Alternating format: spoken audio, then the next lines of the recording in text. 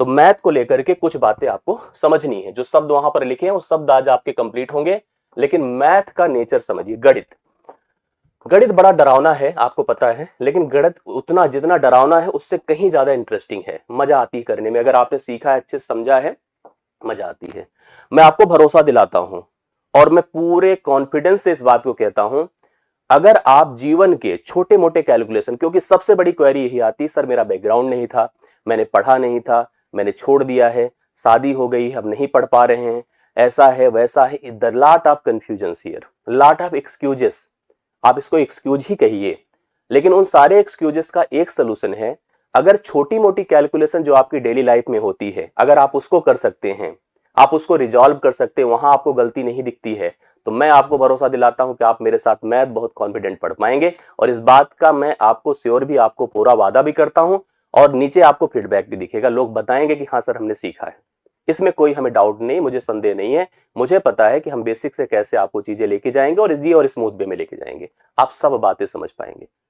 दुकान पे अगर आप जाते हैं, मैं आपको यहीं से एग्जांपल देता हूं और मैंने कई बार बैचेस में दिया, अगर 500 की नोट देकर 128 रुपए का सामान लिया, 500 की नोट देकर अगर 128 रुपए का सामान लिया, दुकानदार आपको गलत पैसे ना रिटर्न करे, जितना रिटर्न करे वो एग्जैक्ट हो। अगर इसकी गणना, इसकी कैलकुलेशन आप कर लेते हैं, तो मैं आपको गारंटी दे रहा हूं कि यूपी टेट के मैथ का पेपर पूरा करके आएंगे आप।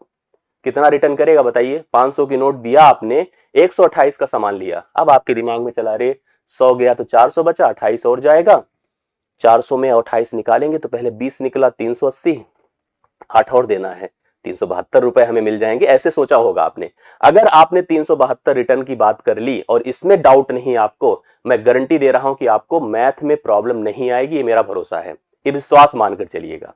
समझ रहे हैं? अब ध्यान से सुनिएगा, मैथ हमारे जीवन को व्यवस्थित करने का मीडियम है। दुनिया की हर समस्या हम मैथ से हल कर लेते हैं, आप जानते हैं इस बात को, हर जगह, क्योंकि कैलकुलेशंस होते हैं। पहले तो प्लानिंग होती है, आप जैसे कोई भी प्रॉब्लम, कोई भी चैलेंज आपके जीवन में आया, मैथ को समझिए, it's a problem solving method. एक लाइन आप अपनी कॉपी में जरूर लिखिएगा मैथ्स पढ़ने से पहले। जैसे हम लोग कॉपी शुरू करते, जय श्री कृष्णा, भगवान का नाम, अपने आराध्य का नाम लेते हैं, लिख देते हैं सब लोग, राधे कृष्णा क्या क्या लिख देते हैं, ओम श्री गणेशाय नमः, तमाम चीजें लिख देते हैं, अपने अपने धर्म के हिसाब से, अपनी अपनी भावना के हिसाब से, अपने गुरुजनों का नाम लिख देते हैं, अपने माता पिता का नाम लिख देते हैं। वैसे मैं कहूंगा मैथ्स लिख करके लिखिएगा, it's a problem solving technique. ठीक है, यह किसी भी समस्या को हल करने का तरीका है, मेथड है। It's a problem solving technique आप कह सकते हैं, मेथड है। दुनिया में कोई भी समस्या जो आपके सामने आती, आपके खाना बनाने से लेकर, पढ़ने लिखने से लेकर, किसी टूर पे जाने से लेकर के कोई परीक्षा देने तक की हर समस्या को अगर हम हल करना चाहते हैं तो गणित उपयोगी है। कैसे? सबसे पहले हर समस्या को हम प्लान करते हैं। क्या करते हैं? प्लान करते हैं। प्लान करते हैं तो एक समीकरण बनाते हैं। नेता चुनाव भी लड़ते हैं तो समीकरण, आपने सुना होगा, एक समीकरण गलत हो गया यार इसीलिए हम चुनाव हार गए। क्रिकेट टीम होती है तो प्लानिंग की जाती है, पूरा स्ट्रक्चर जनरेट किया जाता है, समीकरण बैठाया जाता है, कौन पहले फिर कौन है, काउंटिंग हो रही कि नहीं हो रही है, कितना कैसे क्या है। तो जब कोई समस्या आएगी तो समस्या को हल करने के लिए प्लानिंग की जाती है, तो उसके लिए समीकरण बनाया जाता है। अब इसी समीकरण को अगर आपने हल कर लिया तो आपने प्रॉब्लम को सॉल्व कर लिया। समीकरण को नहीं हल कर पाए तो प्रॉब्लम नहीं सॉल्व हो पाए। अब दो चीजें होंगी, हो सकता है समीकरण है आपसे गलत बन गया हो सकता है आप समीकरण को हल ही नहीं कर पाए। समीकरण कभी भी बनेगा तो समीकरण के लिए कुछ चीजें आवश्यक होती हैं, आप ध्यान से देखिएगा। एक तो अंक, हमेशा कोई समीकरण बनाएंगे तो अंक आवश्यक है। अंक के साथ, अंक मतलब बेसिकली आप ऐसे कहिए जिसको आप कहते हैं अचर राशि कहते हैं, अचर राशि। अल्फाबेट, अल्फाबेट आप कहिए, एक नंबर हो गए, दूसरा क्या है? अल्फाबेट। अल्फाबेट का मतलब आप चर राशि कहिए, अभी मैं आपको स्पष्ट कर देता हूं, चर राशि कहिए। और दूसरा चिन्ह, ऑपरेटर जिसको कहते हैं हम लोग, चिन्ह, ऑपरेटर। मैं आपको बताऊंगा कि मैथ को परफॉर्म करने के लिए हमें दो चीजों की मुख्य आवश्यकता है। मैथ को परफॉर्म करने की हमें दो चीजों की मुख्य आवश्यकता है। एक तो नंबर्स, एक तो नंबर्स जिसको आप संख्याएं कहते हैं, ठीक है, और दूसरा हमें ऑपरेटर्स की जरूरत है। क्या जरूरत है? ऑपरेटर्स की, अर्थात चिन्हों की आवश्यकता है, चिन्हों की आवश्यकता है। साथ साथ भाषा की भी जानकारी होनी चाहिए, इसलिए लैंग्वेज अल्फाबेट भी आपको आए, हिंदी अंग्रेजी जो भी आप पढ़ते हैं। ये हमारी दो चीजें हमें मैथ हल करती दिखाती हैं। हमें इसका अर्थ है कि हम इन संख्याओं के बारे में खूब डिटेल से समझें, इनको जानें, इनके व्यवहार को समझें, इन्हीं से प्रश्नों को हल करें। संख्याएं जो भी आपको मिलेंगी, मैं आपको बताऊं, आपको केवल 3 तरह की संख्या दिखती है, लेकिन उसका स्ट्रक्चर, टेक्निकल डेफिनेशन, ये सारी बातें लेकर के मैं काफी बताऊंगा। 3 प्रकार की संख्या आप देखते हैं। या तो आप संख्या का पूर्णांक नेचर देखते हैं। पूर्णांक अभी मैं स्पष्ट करूंगा कि इंटीजर होता क्या है। जैसे किसी संख्या को आप लिखिए, दशमलव के बाद 0 लगाइए, या बटा 1 लिखिए, 5, 10, 15, 20, 25, 2, 4, 1, 0, 5, -2, -3, एवरीथिंग इज द इंटीजर। ये सब पूर्णांक है। फिर भिन्न की संख्याएं देखते हैं, अंश बटा हर, सब जानते हैं, हमें बताने की बहुत आवश्यकता नहीं है, सब जानते हैं। हमें भिन्न की संख्याएं दिखती है, हमें दशमलव की संख्याएं दिखती है। मतलब इन 3 संख्याओं का नेचर हम कैलकुलेशंस में लाते हैं तो जाकर हमारी कोई समस्या हल हो जाती। साथ साथ चिन्हों की बात किया जाए, जोड़ है, घटाव है, गुणे है, भाग है, इस सारे ऑपरेटर्स जो बेसिक से लेकर के एवरीथिंग आपके सामने होती हैं, इनको मिलाते हैं तो मैथ का यह समीकरण बनता है। इनको कैलकुलेट करने के तरीके से इनको हल करते हैं तो समस्या हल हो जाती है। तो सबसे व्यवहारिक हुआ यह संख्या, कि आप सबसे पहले जानकारी रखो संख्या की, कि संख्या जब तक नहीं जानेंगे तब तक मैथ को हम नहीं समझ पाएंगे। तो मैं आपकी जानकारी के लिए बता देता हूं, जिस संख्या का हम उपयोग करते हैं, जिस संख्या नंबर्स का हम उपयोग करते हैं, खूब बातें मेरी समझिएगा, वो सभी की सभी संख्याएं नंबर के एक सिस्टम से बनकर आती हैं, और उस सिस्टम का नाम होता है डेसिमल नंबर सिस्टम। क्या होता है? Decimal number system. जैसे हर एक व्यवहार, हर एक एक्टिविटी किसी ना किसी सिस्टम का पार्ट होता है। हम गणित पढ़ते हैं, हम भाषा पढ़ते हैं, हम कोई कार्य करते हैं, एवरीथिंग बिलोंग्स अ सिस्टम। बिना सिस्टम के कुछ नहीं होता है। हम किसी देश में रहते हैं, हमारे नियम कानून, everyone is belongs to a system. ऐसे अगर आप विज्ञान की खोज देखिए, जहां जहां विज्ञान की अलग अलग एक्टिविटी आपके सामने मिलती है, वो भी किसी ना किसी सिस्टम का पार्ट होती है। 1 मीटर अगर कहीं लेंथ है तो उस मीटर को एक्सप्लेन किया गया है। पेरिस में सेब्रे शहर है, प्लेटिनम इरेडियम की धातु है, वहां पे 2 मार्क हैं जो 0 डिग्री टेम्परेचर पर रखे गए हैं, जिसमें इसका इतना भाग है, इसका इतना भाग है, उसकी एक मार्क को हम 1 मीटर कहते हैं। तो कोई सिस्टम तो है जो that is governing the thing. Periodic table बनी हुई है तो एन सिस्टम, एक कोई सिस्टम ही है तो जो इसको समझ रहा है, मैनेज कर रहा है।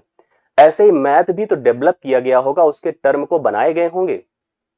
आप गणित पढ़ रहे हैं, अंग्रेजी पढ़ा आपने, हिंदी पढ़ा आपने, ए से जेड तक का अल्फाबेट आपको दे दिया, कहा सब लिखो इसी से, सारी बात करो, सारा मतलब मारपीट से लेकर के व्यवहारिक बात, हंसी मजाक से गाली गलौज, सब कुछ उसी भाषा में करते हैं, उसी ए से जेड 26 लेटर्स की मदद से करते हैं। और कुछ है क्या? नहीं है। हमारी दुनिया में सारे कन्वर्सेशन, अगर हम इंटरनेशनल लैंग्वेज इंग्लिश की बात करें तो कुल 26 है। इन्हीं 26 में ही सब कुछ है आपका, एवरीथिंग। हिंदी में अगर हम बात करते का से ज्ञा तक, यही तो 36 हैं, जिन 36 की मदद से आपका जीवन चल रहा है। और कुछ है क्या? नहीं है। इतने सारे देश, इतनी सारी भाषाएं, इतने सारी किताबें, इतना सारा टर्म, अगर हम अंग्रेजी में सोचे तो 26 की उपयोग कितना है। तो कोई है ना जो इन 26 को दिया हमें, अंग्रेजी वाले टर्म को। उसी प्रकार से गणित के भी जो उपयोग हैं, उनकी जो बेसिक थिंग्स हैं, जो बेसिक चीजें, उनको देने के लिए एक सिस्टम है, that is called a decimal number system. Hindi में हम इसको कहते हैं दशमलविक संख्या प्रणाली। ठीक है। अब एक टर्म दोनों में उपयोगी होगा, प्राइमरी और जूनियर दोनों में। ये लेक्चर 1 का पहला भाग है। हेडिंग आपकी होनी चाहिए दशमलविक संख्या प्रणाली। हमारे सभी नंबर इसी प्रणाली के पार्ट होते हैं, इसी प्रणाली से क्रिएट किए जाते हैं।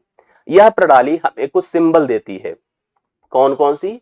0, 1, 2, 3, 4, 5, 6, 7, 8 और 9। जैसे अंग्रेजी में हमें ए से जेड तक के टर्म दिए जाते हैं, उन्हीं की मदद से हम सब कुछ क्रिएट करते हैं। ऐसे इस प्रणाली के अंदर हमें 10 सिंबल दिए जाते हैं। कहते हैं कि भैया ये ले लीजिए, जाइए मैथ बनाइए, इनके अलावा कुछ नहीं है। जैसे आपने देखा होगा कि कंप्यूटर, किसी को जानकारी होगी तो कंप्यूटर के पास 2 सिंबल हैं, 0 और 1। उनका सारा कन्वर्सेशन, उनकी सारी एक्टिविटी केवल 2 लोगों पे डिपेंडेंट होती है, 0, 1 के ऊपर। हमारी पूरी मैथ की एक्टिविटी इन्हीं सिंबल्स के ऊपर डिपेंडेंट होगी। और ये सिंबल कहां से आए हैं? दशमलविक संख्या प्रणाली से, अर्थात डेसिमल नंबर सिस्टम से आए हैं। डेसिमल नंबर सिस्टम कहता है आपको मैथ लगानी है, हमारे पास रिसोर्स है, इन्हीं की मदद लो, यहीं से सारे प्रश्न बनेंगे, इन्हीं से सारा कैलकुलेशंस होगा, और यही मिलके रिजल्ट में भी आएंगे। मतलब 10 के अलावा हमारे पास कुछ नहीं है। तो मेरा कहने का अर्थ है, इस प्रणाली के अंदर, इस प्रणाली के अंतर्गत 10 सिंबल 10 सिंबल, आपको नोट करने का टर्म है, सिंबल मतलब प्रतीक, फिलहाल ये नोट्स पूरा का पूरा जाएगा। प्रतीक प्रयोग में लाए जाते हैं, प्रयोग में लाए जाते हैं। 10 सिंबल अर्थात 10 प्रतीक प्रयोग में लाए जाते हैं। इन 10 के अलावा कोई मैथ्स नहीं होती है, समझ रहे हैं। अब 10 प्रयोग में लाए जाते हैं तो आपने अक्सर देखा होगा, आपको मैंने कोई संख्या दी होगी लिखने को, या आप घर में परिवार में बात करते होंगे, तो संख्याएं लिखने को तो भैया आप ऐसे लिखते हो, ऐसे, बट अगर आप पोजीशन डिस्कस करते हो, बहुत पूछा जाता है यूपी टेट में, तो कहते हैं यह इकाई है, यह दहाई है, यह सैकड़ा है। आप कभी इधर से करते हो क्या? नहीं करते हो, तो आप इधर से काउंट करते हो। इकाई को लिखा जाता है 10 की पावर 0, दहाई को 10 की पावर 1, सैकड़े को 10 की पावर 2, हजार को 10 की पावर 3। आपने सबको 10 पर ही क्यों लिखा? मुझे जवाब दीजिए, पूछा जाता है, गिव मी आंसर, क्यों 10 पर ही लिखा? बताइए। क्योंकि इन संख्याओं का मतलब इस प्रणाली के अंतर्गत आने वाली सभी संख्याओं का आधार, आधार मतलब बेस क्या होता है? 10 होता है। जितनी संख्याएं हम लोग भैया प्रयोग करते हैं वो सारी की सारी संख्याओं का बेस क्या होता है? 10 होता है। बोलिए क्यों? अच्छा, अब कोई पूछेगा सर होता क्यों है 10? क्योंकि 10 कुल प्रतीक होते हैं। काउंट करिए, आपके पास 10 ही तो ऑप्शन है, ये 10 है मेरे पास, इसलिए संख्याओं का आधार 10 होता है। 10 है इसलिए संख्याओं का आधार 10 होता है। कोई आपसे पूछे कि हम जो संख्याएं उपयोग में लाते हैं उनका बेस क्या है, तो हम कहेंगे भैया 10। पूछिए कॉन्फिडेंस से, बताइए क्यों? क्योंकि कुल हमारे पास इस प्रणाली में 10 ही सिंबल होते हैं, 10 प्रतीक होते हैं, इसलिए इनका सबका आधार 10 होता है। आप समझ रहे हैं? ये बहुत इंपॉर्टेंट लाइन है। और सबसे अच्छी बात यहां ये जानना हमारे लिए आवश्यक है, जो भी संख्या हम लोग लिखते हैं, जो भी संख्या इस प्रणाली के अंदर लिखते हैं, वह संख्या हमेशा 2 भागों में बटी होती है। जो भी संख्या आप लिखते हैं, एक तो उसका इंटीजर होता है जिसको पूर्णांक कहते हैं, मैं इसको समझाता हूं, पूर्णांक, और एक उसका फ्रैक्शन होता है। बिना इसके संख्या क्रिएट नहीं होती है, भिन्न होता है। जैसे मैंने आपसे कहा कि लिखो 100, आपने लिखा 100 और आपने कहा सर सही है, हमने कहा नहीं अभी सही नहीं, अब सही है। संख्या का दशमलव जो होता है उसके भागों को दर्शाता है, मतलब इसके इंटीजर अर्थात पूर्णांक भाग में क्या है और इसके दशमलव भाग में क्या है। ये बहुत इंपॉर्टेंट लाइन है कि हर संख्या जो क्रिएट होती है वह क्योंकि इस प्रणाली के अंदर आ रही है तो बिना दशमलव प्रेजेंटेशन के सेट नहीं होती है, प्रॉपर वैलिड ही नहीं होती है। तो संख्या लिखने का मतलब है कि उसके पूर्णांक भाग में कितना है उसके, हालांकि हम केवल अगर 100 लिख रहे हैं तो कहते हैं संख्या प्योरली इंटीजर है क्योंकि इसका फ्रैक्शनल पार्ट 0 है। कभी कभी संख्या आपको 0.125 लिख कर देता है तो हम कहते हैं प्योरली फ्रैक्शन है क्योंकि इसका इंटीजर भाग 0 है। कंप्लीट संख्या लिखी है, जैसे मान लो ये लिखा है 100.125, ये देखिए इसका इंटीजर भाग भी दिख रहा है, इसका फ्रैक्शंस भाग भी दिख रहा है। बट ये जरूर है कि जो भी फ्रैक्शनल पार्ट होता है, जो भी फ्रैक्शनल पार्ट होता है ऑलवेज लेस देन 1 होता है, हमेशा 1 से छोटा होता है, कभी भी 1 के बराबर भी नहीं हो सकता है, 1 से छोटा ही रहता है, ये आप मानकर चलिएगा। ये बहुत इंपॉर्टेंट डिस्कशन हम लोग यहाँ कर रहे हैं। हमने आपको बताया कि हम संख्याओं की मदद से ही मैथ पढ़ पाते हैं। संख्याएं कहां से आती हैं? डेसिमल नंबर सिस्टम से आती हैं। क्या क्या होते हैं? कुल 10 सिंबल होते हैं। 10 सिंबल मतलब 10 प्रतीकों की मदद से मैथ्स या इन संख्याओं को डेवलप किया गया है। संख्याओं को नहीं, सिंबल्स दिए गए, हम संख्याएं खुद बनाएंगे। संख्याओं का जो आधार होता है 10 होता है। क्यों होता है? क्योंकि 10 ही प्रतीक होते हैं, 10 की मदद पे ही पूरी मैथ चलती है हमारी। ऐसे ही आप अगर समझे तो संख्या का आधार, संख्या जो है बेसिकली इंटीजर और फ्रैक्शन में बटी होती है। कुछ बातें आप समझिए। आधार को जो मैंने आपको बताया बहुत इंपॉर्टेंट टर्म है। जैसे आपको मैंने कहा मैथ, मैथ का आधार क्या है? आपने कहा सर ये डेसिमल नंबर सिस्टम की आ रही है तो इसका आधार हमेशा 10 होता है। कुछ और संख्याएं होती हैं, आप सुनिएगा। एक होती है बाइनरी, आपने सुना होगा। बाइनरी में केवल 0 और 1 का उपयोग किया जाता है। तो प्लीज मुझे बताओ इसका बेस क्या होगा? ये पूछा जा सकता है, लिख दिया यार, बेस क्या होगा? एक होता है ऑक्टल। हाँ, ऑक्टल, ऑक्टल में 0 से लेकर 7 तक उपयोग किया जाता है। मैं लिख देता हूं कौन कौन। 0 1 2 3 4 5 6 7, ये देखिए इतने उपयोग किए जाते हैं। बताइए इसका बेस क्या है? इसका बेस बताइए, इसका बेस बताइए। एक होता है हेक्साडेसिमल, कंप्यूटर जानने वाले जानते होंगे। हेक्साडेसिमल नंबर, हेक्साडेसिमल नंबर में यूज होता है 0 to 9, 0 to 9 and A to F, A to F। अब आप सुनिए, हमने बताया किसी भी प्रणाली का आधार या किसी भी टर्म का आधार वही होता है जितने टर्म, जितने सिंबल उसमें उपयोग में लाते हैं। हमने डेसिमल में 10 सिंबल उपयोग किया तो उसका आधार 2 था। यहां पर 2 सिंबल हैं। जैसे आप कंप्यूटर, मोबाइल, जो आप स्मार्टफोन जिसका उपयोग कर रहे हैं, उसके पास भी एक भाषा है, जिस भाषा में वो हमारे द्वारा दिए गए इनपुट को समझता है, आपस में प्रोसेस करता है और हमें रिजल्ट देता है, उसकी भाषा है बाइनरी, और वह 2 सिंबल उपयोग करता है, इसलिए इसका बेस हो जाता है 2। बेस क्या होता है? 2। ऑक्टल में 0 to 7 मतलब छोटी मोटी नेटवर्किंग जो एक ही बिल्डिंग के अंडर की जाती है, छोटे मोटे नेटवर्क सप्लाई किए जाते हैं कम्युनिकेशंस के लिए, बातचीत के लिए, उसमें कुल 7 सिंबल है, इसलिए आधार इसका, सॉरी 8 है, जोड़िए 3 3 6 2 8, 8 सिंबल है, आधार हो जाता है 8। हेक्साडेसिमल जो बड़े कंप्यूटर्स होते हैं, जो जैसे हम लोग अभी समझ लेते हैं कि 3 दिन बाद बारिश होने वाली है, वेदर फॉरकास्टिंग के लिए अप्लाई किए जाते हैं, सुपर कंप्यूटर्स आपने सुने होंगे जो इस सिंबल, इस प्रणाली का उपयोग करते हैं, उनमें जो बेस होता है वो हो जाता है 16, क्योंकि यहां पर 10 होते हैं और ए से एफ में 6 होते हैं, कुल मिला के इसका आधार क्या हो जाता है? 16। मतलब जितनी बेसिक चीजों का उपयोग करके आप कोई चीज का निर्माण करते हैं वही उसका आधार होता है। जैसे आपके पास मान लीजिए क्या है, आपको पहनने के लिए केवल 2 जोड़ी कपड़े हैं तो वही आपका आधार है।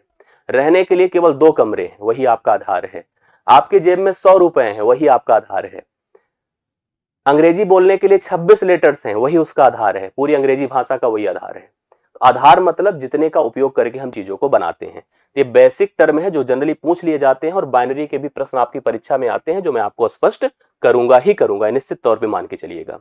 सबसे पहले जैसे अगर हम बात करते हैं यहां पर टाइप्स में, types of numbers, types of numbers अर्थात संख्याओं का प्रकार, संख्याओं का प्रकार, संख्याओं का प्रकार कि कितने प्रकार की कुल संख्याएं हमारे पास अवेलेबल होती हैं। ध्यान से सुनते जाइएगा, आपको सब समझ में आता जाएगा। हमारे पास संख्याओं के कुछ अलग अलग टर्म हमको उपयोग में दिखते हैं। कभी आपको वास्तविक संख्या से प्रश्न पूछता दिखेगा, कभी आपको प्राकृतिक से दिखेगा, कभी पूर्ण संख्या से दिखेगा। तो हम आपको कुछ एक स्ट्रक्चर देंगे, जो स्ट्रक्चर आपको बताएगा, लेकिन उसमें जो उपयोगी चीजें हम उसको यहाँ पर व्यवहारिक तरह से आपको समझाएंगे। सारी चीजें लिखी हुई हैं और उसी का हम एक्सप्लेनेशन आपको कर रहे हैं और वही चीजें स्पष्ट करते जाएंगे। सबसे पहले आप जानिए, संख्याओं का अपना एक अलग नेचर होता है जिसको कहते हैं कॉम्प्लेक्स नंबर। हम इसको इसलिए डिस्कस कर रहे हैं क्योंकि super TET, sorry UP TET का जो जूनियर वाला पार्ट है वहां पर इस तरह से शब्द पूछे जाते हैं जिसको आप कहते हैं सम्मिश्र संख्या। मैं आपकी जानकारी के लिए बता दूं कि कोई भी संख्या बनेगी डेसिमल नंबर सिस्टम का उपयोग करते हुए, उन सभी संख्याओं को आप सम्मिश्र संख्या अर्थात कॉम्प्लेक्स नंबर बोल सकते हैं। आप सबको बोल दीजिए कॉम्प्लेक्स नंबर। और कॉम्प्लेक्स की अपीयरेंस, कॉम्प्लेक्स के बारे में कुछ लोग जानते भी होंगे, मतलब हम हर संख्या को कॉम्प्लेक्स बोल सकते हैं, चाहे जो संख्या आप मुझे दे दीजिए, सबको हम कॉम्प्लेक्स बोलेंगे। लेकिन कॉम्प्लेक्स बटी होती 2 भागों में। एक होती है रियल नंबर, जो सबसे इंपॉर्टेंट है और इसी का उपयोग है आपके दैनिक जीवन में, मैथमेटिक्स में भी। रियल नंबर जिसको आप हिंदी में कहते हैं वास्तविक संख्या, वास्तविक संख्या। और एक बनेगी इमेजिनरी नंबर, इमेजिनरी नंबर जिसको आप कहते हैं काल्पनिक संख्या। इमेजिनरी नंबर जिसको आप क्या कहेंगे? काल्पनिक संख्या। मतलब संख्या हमारी जो मेन सोर्स है संख्याओं का, वो कहलाती है कॉम्प्लेक्स नंबर। इस कॉम्प्लेक्स को बनाने के लिए 2 चीजों की आवश्यकता होती है, रियल प्लस इमेजिनरी की। रियल क्या है? वो सब कुछ रियल है जो हमारे डेली उपयोग में आता है, अपडेट में आता है, हम इसका यूज करते हैं, कैलकुलेशन से लेकर एवरीथिंग, वो सब कुछ रियल होता है। जैसे हम डेली एक्टिविटी में कोई चीज आपने अपने आंखों के सामने देखते हैं, वो हमारा रियल पार्ट कहलाता है। जैसे कोई ऐसी लोकेशन जहां मैं पहुंच सकता हूँ, रियल भाग है। कोई ऐसा कार्य जो मैं एग्जैक्टली कर सकता हूँ, वो रियल है। कुछ चीजें ऐसी होती जब हम खुद ही कहते हैं कि यार ये तो कल्पना की बातें, यार ये सब होता होता नहीं है, ऐसा हम लोग डिस्कस करते हैं जीवन में, वो हमारी कल्पना, इमेजिनरी, काल्पनिक चीजें हैं। जैसे आप से कोई कहे कि आप यार अमेरिका कहीं है, हाँ बिल्कुल है यार, गया तो है कोई, बहुत लोग अमेरिका आते जाते देश है। कहीं ऑस्ट्रेलिया, हाँ है। ये जंगल है, बिल्कुल है। सूर्य है, बिल्कुल है, इनकी दूरी है पृथ्वी से। चंद्रमा है, बिल्कुल दूरी है। तो सबके बारे में ऐसी चीजें जो कैलकुलेटेड हो, जो एग्जिस्टेंस में हो, वो रियल भाग होता है। कुछ ऐसी चीजें होती हैं जैसे कि आप कह दे कि ये बहुत अच्छा कर्म किए हैं, ये मर के स्वर्ग जाएंगे सीधा। हाँ, हम कैसे माने कि वो मर के स्वर्ग ही गए थे? क्या वो मर के गए स्वर्ग, लौट के आए और हमें बताएं कि हम स्वर्ग से आए हैं? हाँ, या ऐसे कहें कि यार ये बहुत खराब कर्म करता है, मर के नरक में ही जाएगा।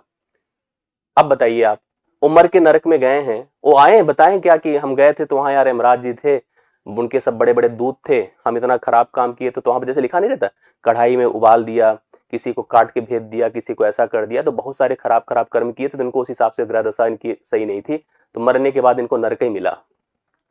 नरक मिला होगा, लेकिन हमको आगे बताया क्या कि नरक में ऐसे था।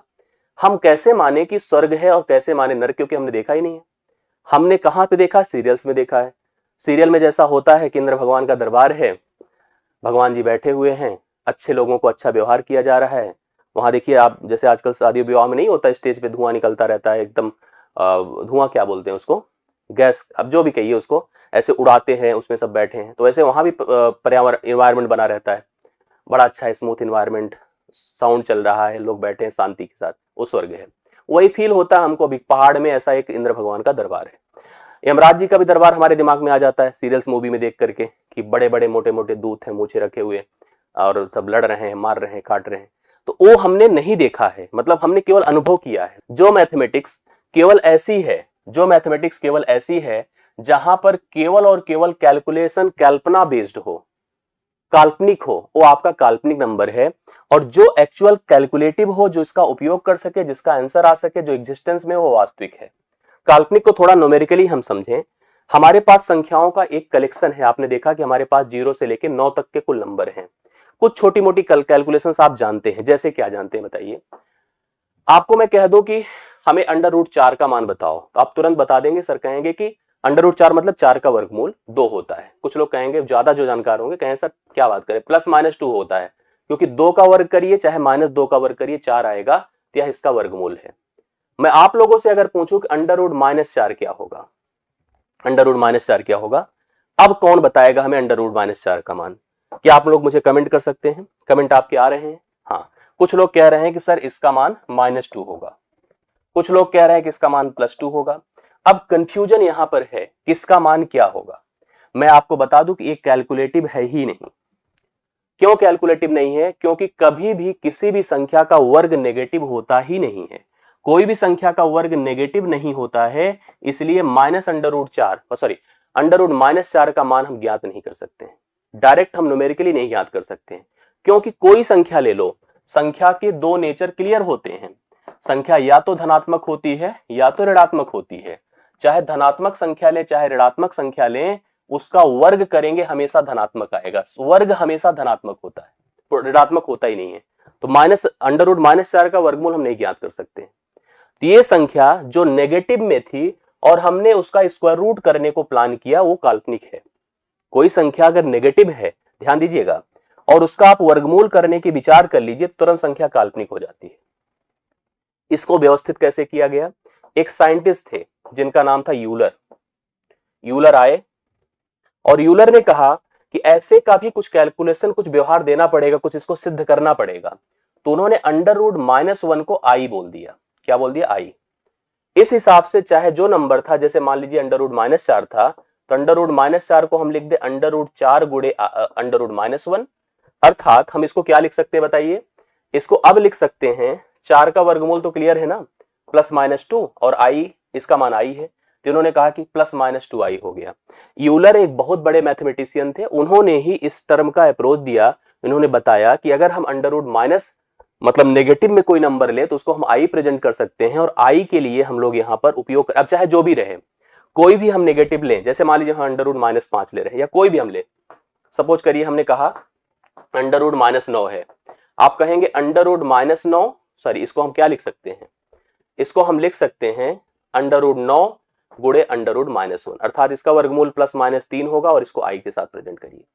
जब संख्या, याद रखना मेरी डेफिनेशन यही रहेगी, क्या रहेगी? कि किसी भी ऋणात्मक संख्या के वर्गमूल को ज्ञात करने की प्रक्रिया संख्या को काल्पनिक संख्या बना देती है। तो अगर आपसे कोई इमेजिनरी की डेफिनेशन पूछे, इमेजिनरी की डेफिनेशन पूछे, अर्थात काल्पनिक संख्या के बारे में पूछे, तो आप मेरे इस शब्द का उपयोग करिएगा। काल्पनिक संख्या के बारे में पूछेगा तो डेफिनेशन जो मैं दे रहा हूं ये बताइएगा। कभी भी कोई संख्या काल्पनिक नहीं होती, पहले दिमाग में रखिएगा। कोई कहे कि क्या है संख्या सर काल्पनिक? नहीं, संख्या का प्रेजेंटेशन उसको काल्पनिक बना देता है।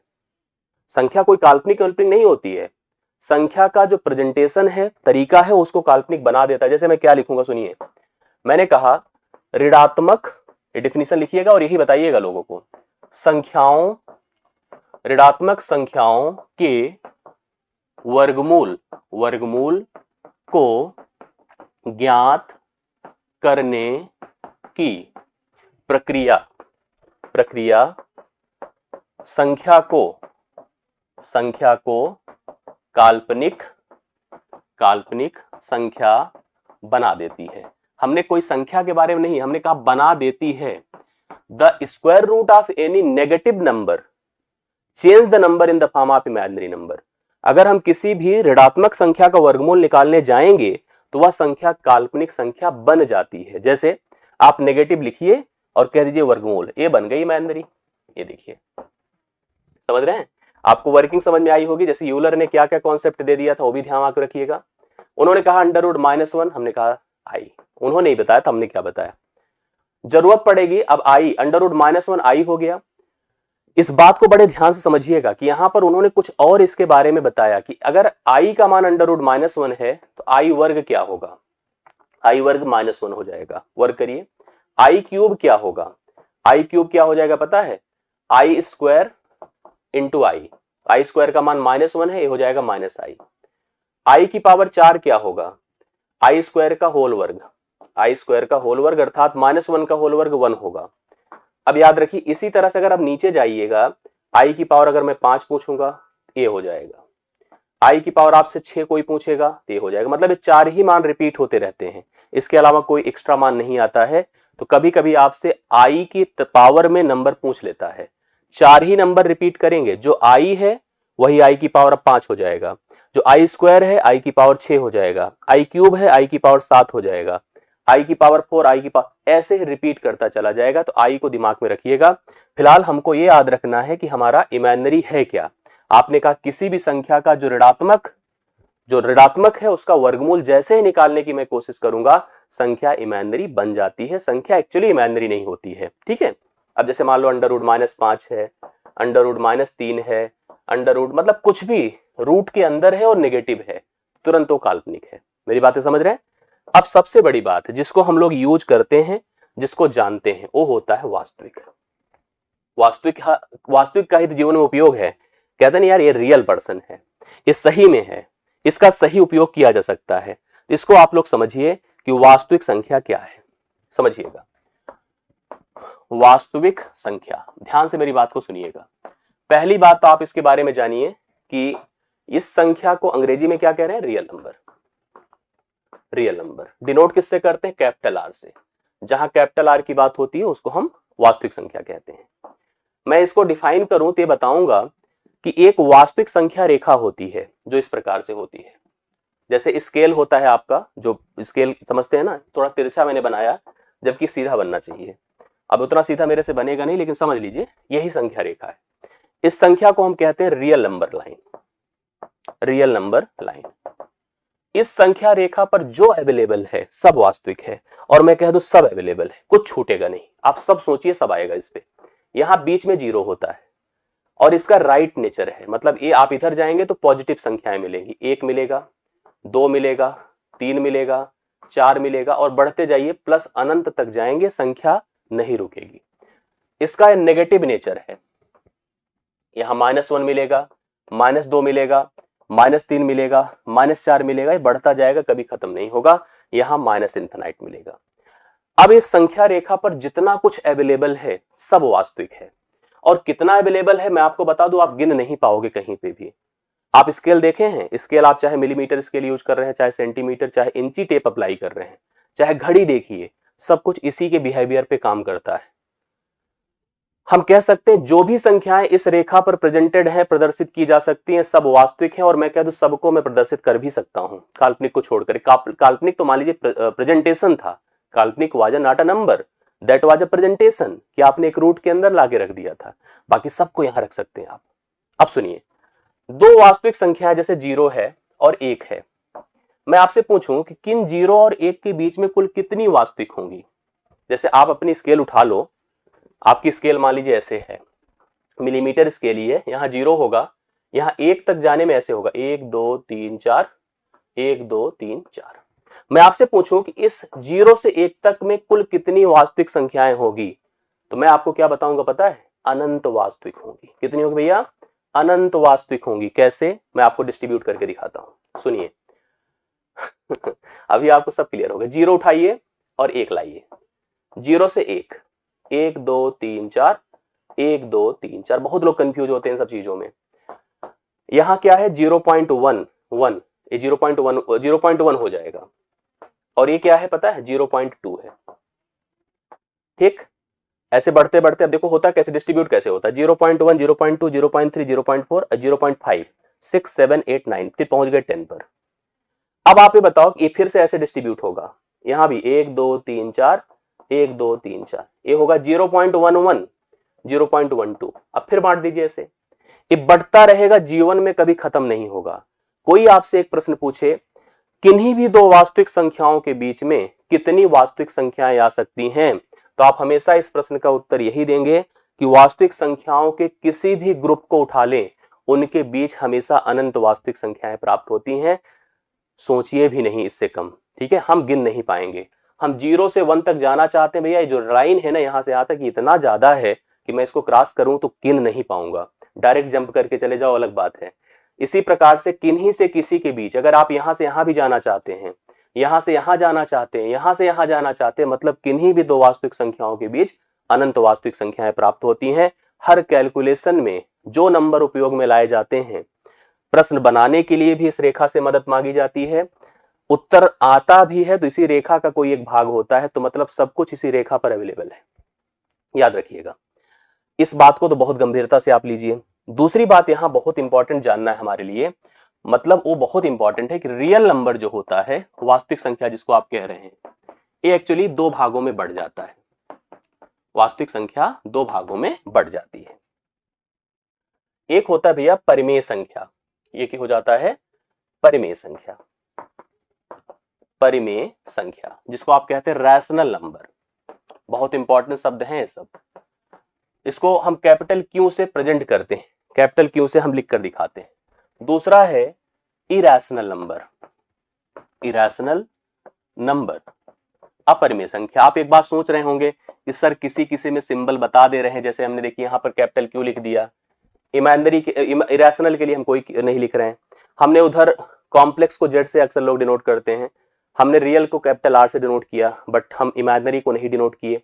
ऐसे यहां पर आपके मन में भी आता होगा भैया जहां जहां चीज का पैटर्न होता है, जो चीज सिक्वेंशियल होती है, उनका तो अपना एक प्रेजेंटेशन होता है, जिसका नहीं होता उसका नहीं किया जाता। कैपिटल क्यू से हम इसको प्रेजेंट करते हैं। वास्तविक संख्या रेखा आप समझ ही गए थे वो क्या थी?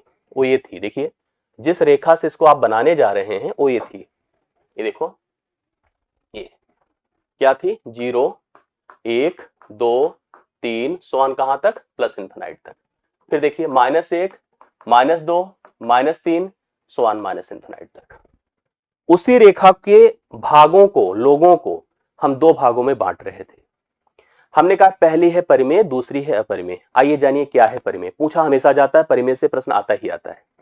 जिस संख्या को हम p बटा क्यू के रूप में लिख सके, जहां पर याद रखिएगा क्यू कभी 0 ना हो, मतलब कोई ऐसा भिन्न बना सके जिसका हर कभी 0 ना हो, वही परिमेय है।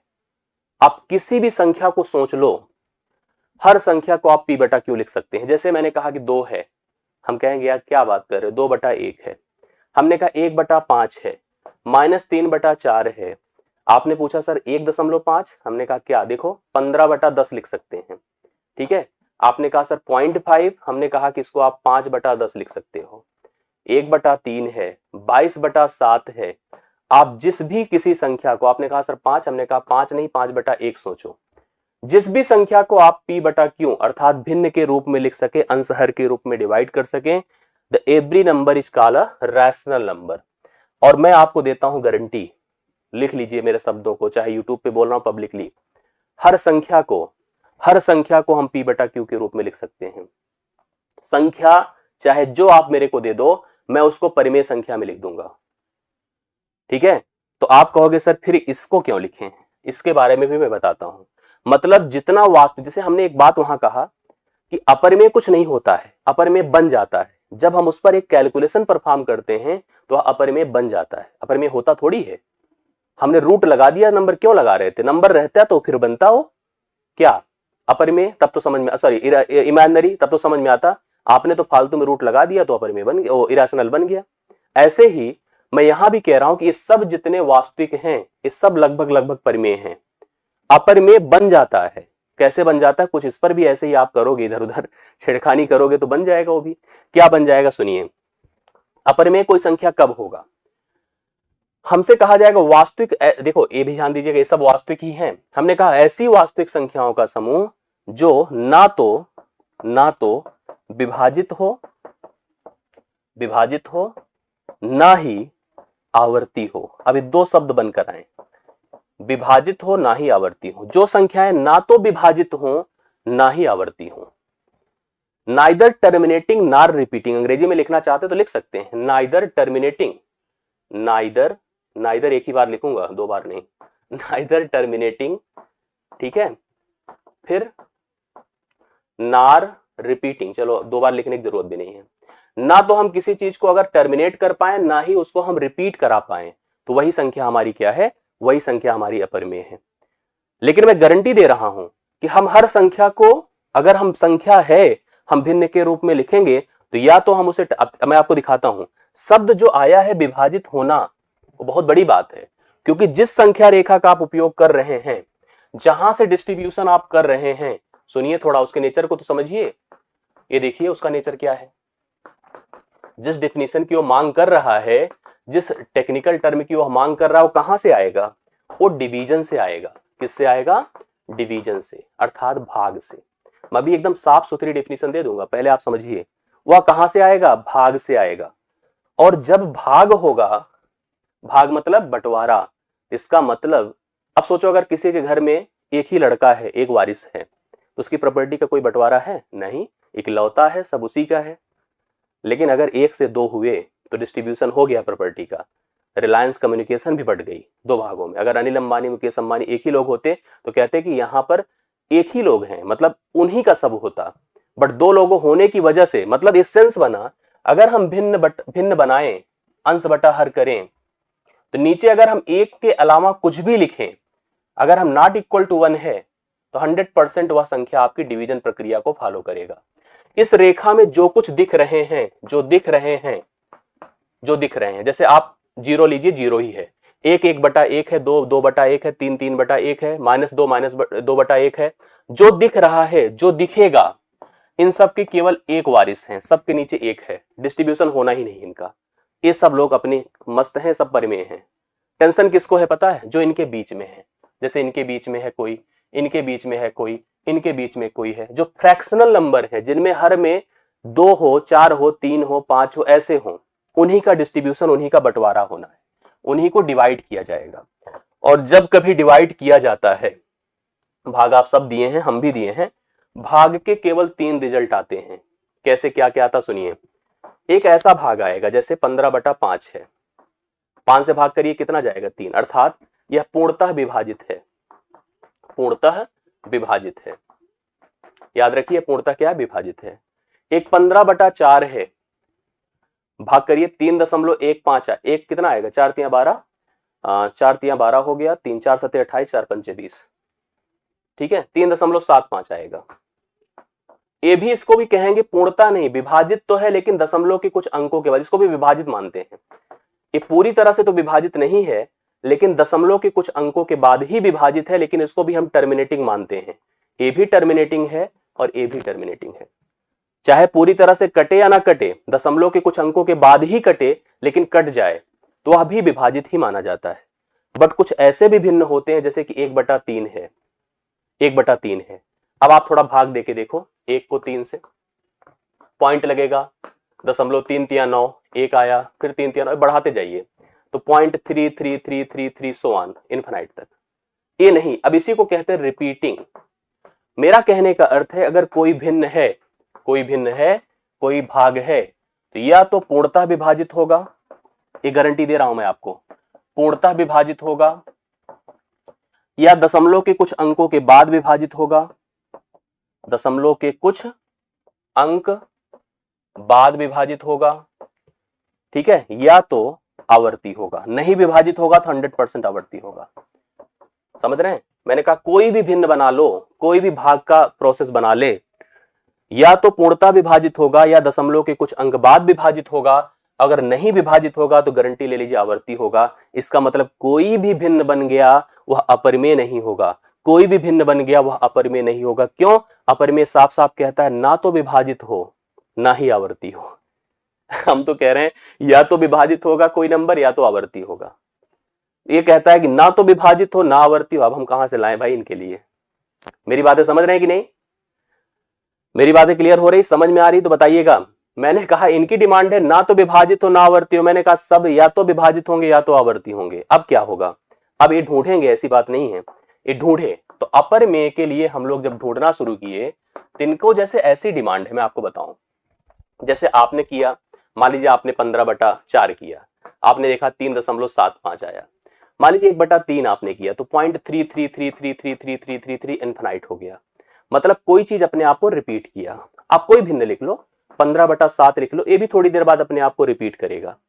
अपरिमेय कहते हैं यार ना कटे ना आवर्ती हो। तो ऐसे कोई मान की डिमांड कर रहे हैं जो कि 0.2314981 समथिंग समथिंग समथिंग जाए, मतलब ना कटे ना आवर्ती हो। इसके लिए हम केवल और केवल वर्गमूल का सहारा लेते हैं।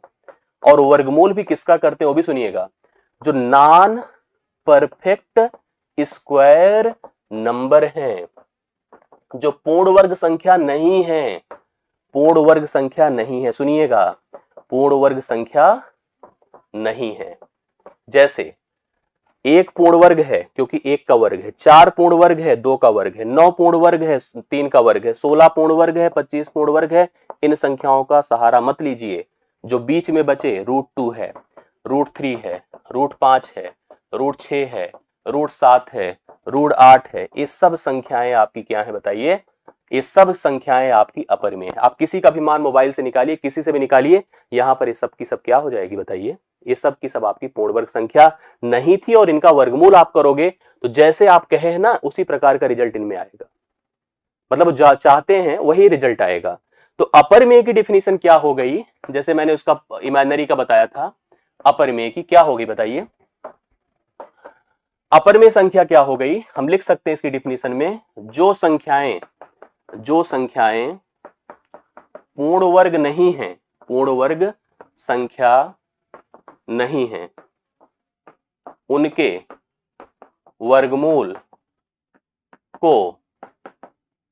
वर्गमूल को ज्ञात करने की प्रक्रिया संख्याओं को अपरिमेय संख्या बना देती है। संख्याओं को अपरिमेय संख्या बना देती है। संख्याएं अपरिमेय नहीं होती हैं, संख्याएं अपरिमेय बन जाती हैं। समझ रहे हैं ना? संख्याएं अपरिमेय बन जाती हैं। जैसे एग्जाम्पल पे √2 है, √3 है, √5 है, √6 है, ये सब जितने लिखते जाइए सब अपरिमेय है। तो आपने देखा होगा कि हम अभी तक क्या पढ़े हैं। आज मैं इसके बाद क्लास कंटिन्यू इसी पे रोकूंगा, लेकिन थोड़ा कंक्लूड कर लीजिए, सारी चीजें समझ लीजिए। हमने बताया कि कॉम्प्लेक्स था, मैं आपको स्ट्रक्चर देता हूं, उसको आप नोट करिएगा, रिवाइज करिए, कल इसी के आगे मैं कंटिन्यू करूंगा। कॉम्प्लेक्स मतलब सम्मिश्र था। 2 भागों में बटा, रियल हुआ, रियल नंबर जिसको आप वास्तविक संख्या कहते हैं, वास्तविक संख्या। इमेजिनरी हुआ जिसको आप काल्पनिक संख्या कहते हैं, काल्पनिक संख्या। ठीक है? वास्तविक संख्या के 2 भाग हुए, परिमेय हुआ,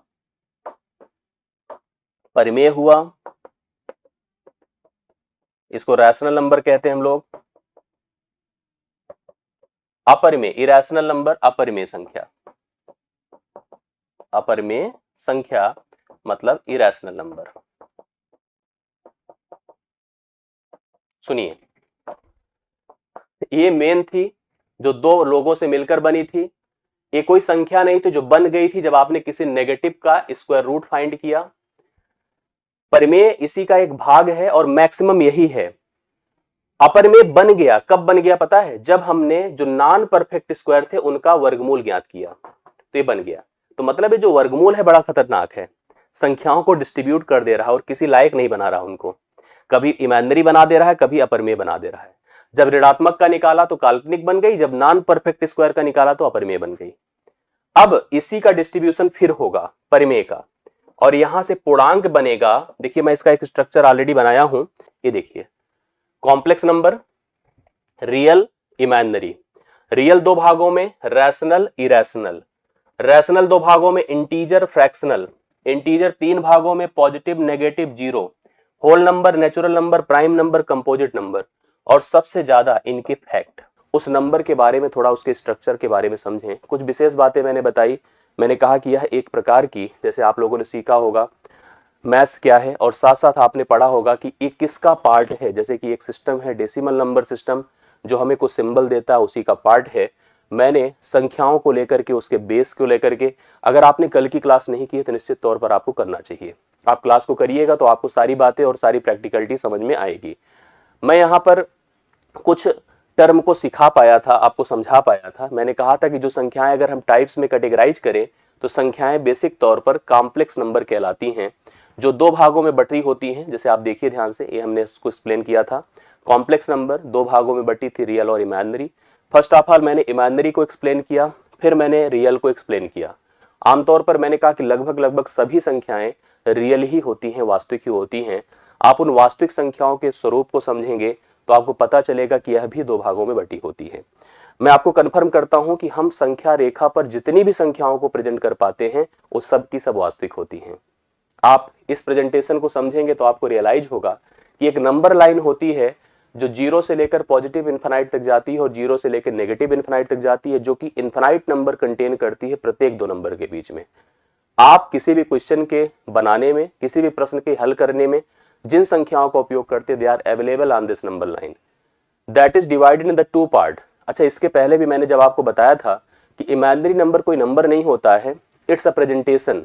जब हम किसी भी ऋणात्मक संख्या को, उसके वर्गमूल को, ऋणात्मक संख्या के वर्गमूल को ज्ञात करने जाते हैं तो संख्या हमारी काल्पनिक बन जाती है। वह संख्या एक्चुअली काल्पनिक नहीं होती है, संख्या काल्पनिक बन जाती है। इसी प्रकार से मैंने कहा कि रियल नंबर जो वास्तविक संख्या है, ये भी दो भागों में बटी होती है, रैशनल और इरेशनल, अर्थात परिमेय और अपरिमेय। परिमेय को मैंने बताया कि इन संख्या स्ट्रक्चर से, इन संख्या कलेक्शन से आप जिन जिन को उठा पाते हैं, जो कि अपीयर्ड होती हैं, दिख रही हैं, और साथ साथ ऐसी जो कि P अपान Q के रूप में लिखी जा सके, भिन्न के रूप में लिखी जा सके, जहां पर यही बात हमें ध्यान देना है कि उसका हर कभी जीरो ना हो, the number is called the real number, sorry rational number. उन सब को हम परिमेय कहते हैं। इवन मैंने आपको भी बताया कि आप जिनको भी प्रेजेंट कर सके, जिन संख्याओं को भी लिख सके, दिखा सके, दर्शा सके, चाहे वो नेगेटिव हो, चाहे पॉजिटिव हो, चाहे डेसिमल में लिखी गई हो, they all number are called the rational number. सबकी सब परिमेय ही होती है। तो हमने डिस्कस किया कि अपरिमेय क्या होती है। दो लाइन आई बातें, ना तो विभाजित हो ना ही आवर्ती हो। इसको लेकर के मैंने विभाजन का कॉन्सेप्ट आपको बताया, कैसे क्या सेंस बनता है विभाजन होने की स्थिति, और यहाँ पर चीजों को मैंने अपरिमेय को एक्सप्लेन किया कि अपरिमेय वह संख्या है जो अगर डिवाइड करने पर ना कटे, ना रिपीटेड हो, ना आवर्ती हो, उसी को हम अपरिमेय संख्या कहते हैं। मेरे सामने आज की इस क्लास को शुरुआत में ही कुछ प्रश्न हैं और मैं प्रश्न आपको देना चाहता हूं, आप ध्यान से देखिएगा। बाकी वो स्ट्रक्चर है जिसको मैंने आपको समझाया था। आप इन कुछ संख्याओं की पहचान करिए, फिर मैं क्लास को आगे बढ़ाता हूं और आगे के नंबर को आपके सामने एक्सप्लेन करता हूं। चलिए प्लीज आप ध्यान से देखिएगा और समझने की कोशिश करिएगा। कुछ प्रश्न आपको बोर्ड पर दिख रहे हैं, आप उन बोर्ड के प्रश्नों को ध्यान से देखिएगा कि हमें जो नंबर्स दिए गए हैं इनमें कौन से परिमेय हैं और कौन से अपरिमेय हैं। आपके कमेंट में दिखना चाहिए। जैसे मैं एक एक नंबर को रीड कर रहा हूं, एक एक नंबर को अगर मैं रीड करूं तो आपको बताना है कि इसमें से कौन सा परिमेय है और कौन सा अपरिमेय है। आपको पता है कि परिमेय अर्थात रैशनल नंबर वो नंबर्स हैं जिन्हें हम P बटा Q के रूप में लिख सकते हैं। बस ध्यान रखना है Q never be equal to zero, कभी भी जीरो ना होने पाए। बाकी वो नेगेटिव हो, पॉजिटिव हो, every number is a rational number like this. इस नंबर को आप समझिए 1.5 है। अब 1.5 को आप क्या लिख सकते हैं बताइए? 15 बटा 10 लिख सकते हैं। अगर आप इसको सिंप्लीफाई करेंगे तो 5 2 जा 10 होता है, 5 3 जा 15 होता है, दिस इज 3/2। आपने देखा क्या यह जीरो के बराबर है? No. So it's a rational number. आप इसको समझिए तो इसको आप क्या कहेंगे? यस इट इज ए परिमेय संख्या, मतलब यह रैशनल नंबर है, परिमेय संख्या है। दूसरी बात अगर किया जाए P2/5 इट्स श्योर अ परिमेय नंबर, ये आपकी कंफर्म है कि परिमेय नंबर है क्योंकि it's written in the form of P/Q, और यहां पर आप देख पा रहे हैं कि 5 इज नॉट इक्वल टू 0, तो यह भी परिमेय है। -0.5, अब आप नेगेटिव सोचे चाहे पॉजिटिव सोचें, जैसे -0.5 को क्या कहेंगे, -5/10, अर्थात -1/2, क्योंकि 5 1 के 5 होता है, 5 2 10 होता है, तो यह भी एक परिमेय संख्या है। आप इसको क्या कहेंगे, चौथे नंबर को प्लीज अगर कोई बता सके तो बताए, इसको आप क्या कहेंगे, 2.1717 और फिर dot dot dot dot dot. Actually यह आवर्ती का प्रेजेंटेशन है, आप इसको प्रेजेंट कैसे कर सकते पता है, 2.17 के ऊपर बार लिखने का तरीका होता है। जैसे जो संख्या कटती तो नहीं है लेकिन यह आवर्ती हो जाती है, जैसे 1/3 है, 3 से कटेगा तो नहीं, बट 0.333333, मतलब the same term is repeating itself infinite time. Here 17171717 is repeating infinite time. So ये भी आपका एक रैशनल नंबर, ये भी परिमेय है, ये भी परिमेय, क्योंकि यह कटी भले नहीं लेकिन आवर्ती हो गई, यह कटी भले नहीं लेकिन आवर्ती हो गई, तो आप इसको अर्थ क्या बोल सकते हैं, परिमेय संख्या बोल सकते हैं। इसको देखिए 2.534276 डॉट डॉट डॉट, मतलब आपने देखा कि डॉट डॉट डॉट से लगा कि यह नॉन टर्मिनेटिंग है, कटेगा नहीं। क्या यह आवर्ती है, क्या रिकरिंग है? रिकरिंग तब होता जब एक सिमिलर टर्म अपने आप को रिपीट करता, but here no any similar term is repeating itself. कोई भी समान पद अपने आप को रिपीट नहीं कर पा रहा है, सो यह आपकी एक अपरिमेय संख्या है। यह क्या है, अपरिमेय संख्या है, निश्चित तौर पे मान के चलिएगा यह अपरिमेय संख्या है। यह परिमेय नहीं है, यह अपरिमेय है। और सुनिए पाई, अब देखो 3 शब्द यहां पर, इसको लेकर के मैं थोड़ा बोर्ड पर आता हूं, आप समझने की कोशिश करिए। आपसे अक्सर एग्जाम में पूछ लेता है कि व्हाट अबाउट द पाई 3.14 और 22/7। आपने मैथमेटिक्स इतना तो जरूर ही जाना है कि पाई का उपयोग हम लोग अक्सर जो मेंसुरेशनल, जहां पे कोणीय स्ट्रक्चर होता है वहां पे हम करते हैं। अक्सर पाई का मान हम लोग जब सर्कल का एरिया फाइंड करना होता है, जब हम लोग देखते हैं कि हम सिलेंडर के बारे में पढ़ते हैं, तो हम पाई का उपयोग करते हैं, और पाई जो होता है जनरली 22/7 होता है। बट पाई रेडियन में कोण के प्रेजेंटेशन को भी दर्शाता है, रेडियन में कोण के प्रेजेंटेशन को भी दर्शाता है, तो वहां पर पाई को हम 180 डिग्री मान लेते हैं। अभी कंफर्म नहीं है कि पाई क्या है, 180 डिग्री भी मान लेते हैं। अब यहां पर हमको कहा जाता है, पूछा जाता है कि पाई है क्या, परिमेय है क्या? परिमेय, कोई संख्या परिमेय कब होती है, जब वो फ्रैक्शन हो, भिन्न के रूप में हो, जहां पे डिनोमिनेटर 0 ना हो, तो परिमेय है। अब अगर आपको पाई दिया है तो मैं तो श्योर ही नहीं हूं कि यह 22/7 है कि 180 डिग्री, कंफर्म नहीं है, तो मैं इस समय पाई के बारे में भी कंफर्म नहीं कर पा रहा हूं कि यह परिमेय है कि अपरिमेय। मतलब जब तक पाई सिंबल में है, जब तक pi in the form of symbol है, तब तक आप उसे परिमेय नहीं बोल सकते हैं, आप उसे अपरिमेय बोलिए। क्या बोलिए? अपरिमेय। जब पाई सिंबल के रूप में है तो वह अपरिमेय है, इरैशनल है, इरैशनल है। लेकिन अगर यही पाई आपको नंबर में दिख जाए, जैसे कि 22/7 आए, तो 22/7 तो एक फ्रैक्शन है ना, जहां पे 7 इज नॉट इक्वल टू 0, तो यह एक परिमेय है। यह एक क्या है? यह एक परिमेय है। 3.14 की बात करो तो इसे 314/100 लिख सकते हैं, तो यह भी एक परिमेय है। काट दीजिए तो सिंप्लीफाई भी हो जाएगा। अगर पाई के, याद रखिएगा इसको, आप लोग अपनी कॉपी में लिख दीजिएगा कि पाई जो है सिंबल में, सिंबल में अपरिमेय है, अपरिमेय है। पाई सिंबल में क्या है? अपरिमेय है। लेकिन मान में क्या है? मान मतलब 22/7 और 3.14, ये क्या है? परिमेय है। तो कभी भी अगर आपको पाई सिंबल में दिया रहेगा तो आप उसको अपरिमेय बोलिएगा, और पाई अगर मान में दिया रहेगा तो क्या होगा? परिमेय होगा। ये बात बहुत इंपॉर्टेंट है, क्लियर है? अब यहां पर आप नेक्स्ट देखिए, कंटेंट और इसमें है, आप उसको समझिए। जैसे एक टर्म में लिखा है 1/1 है, 1/0 है, 0/1 है, 0/0 है। अभी हाल ही में जो KBS PRT का पेपर हुआ था, उसमें एक प्रश्न आया था, मैं आपको उसी से रिलेट करते हुए बता रहा हूं इसको। हमारे सामने देखिए 3 टर्म और हैं, इनके बारे में थोड़ा समझिए। 1/1 है, 1/0 है, 0/1 है और 1/0/0 है। इस तरह के नंबर है और आपसे पूछा जा रहा है कि ये अलग अलग परिमेय है कि अपरिमेय है, प्लीज एक्सप्लेन करिए। तो इनके मान को जानना बड़ा इंपॉर्टेंट है। अभी हम लोगों ने KBS में क्वेश्चन देखा, लिखा गया यदि कोई संख्या स्वयं से विभाजित होती है, आप क्वेश्चन समझिएगा, यदि कोई संख्या स्वयं से विभाजित होती है, अगर केबीएस में कोई टच था तो पता होगा, स्वयं से विभाजित होती है तो उसका मान भी पूछ सकता था और शेषफल, मतलब दोनों चीजों के बारे में समझिए। फिलहाल हमको लग रहा है कहीं किसी ने कहा सर मान पूछा था, किसी ने बताया कि शेषफल पूछा था।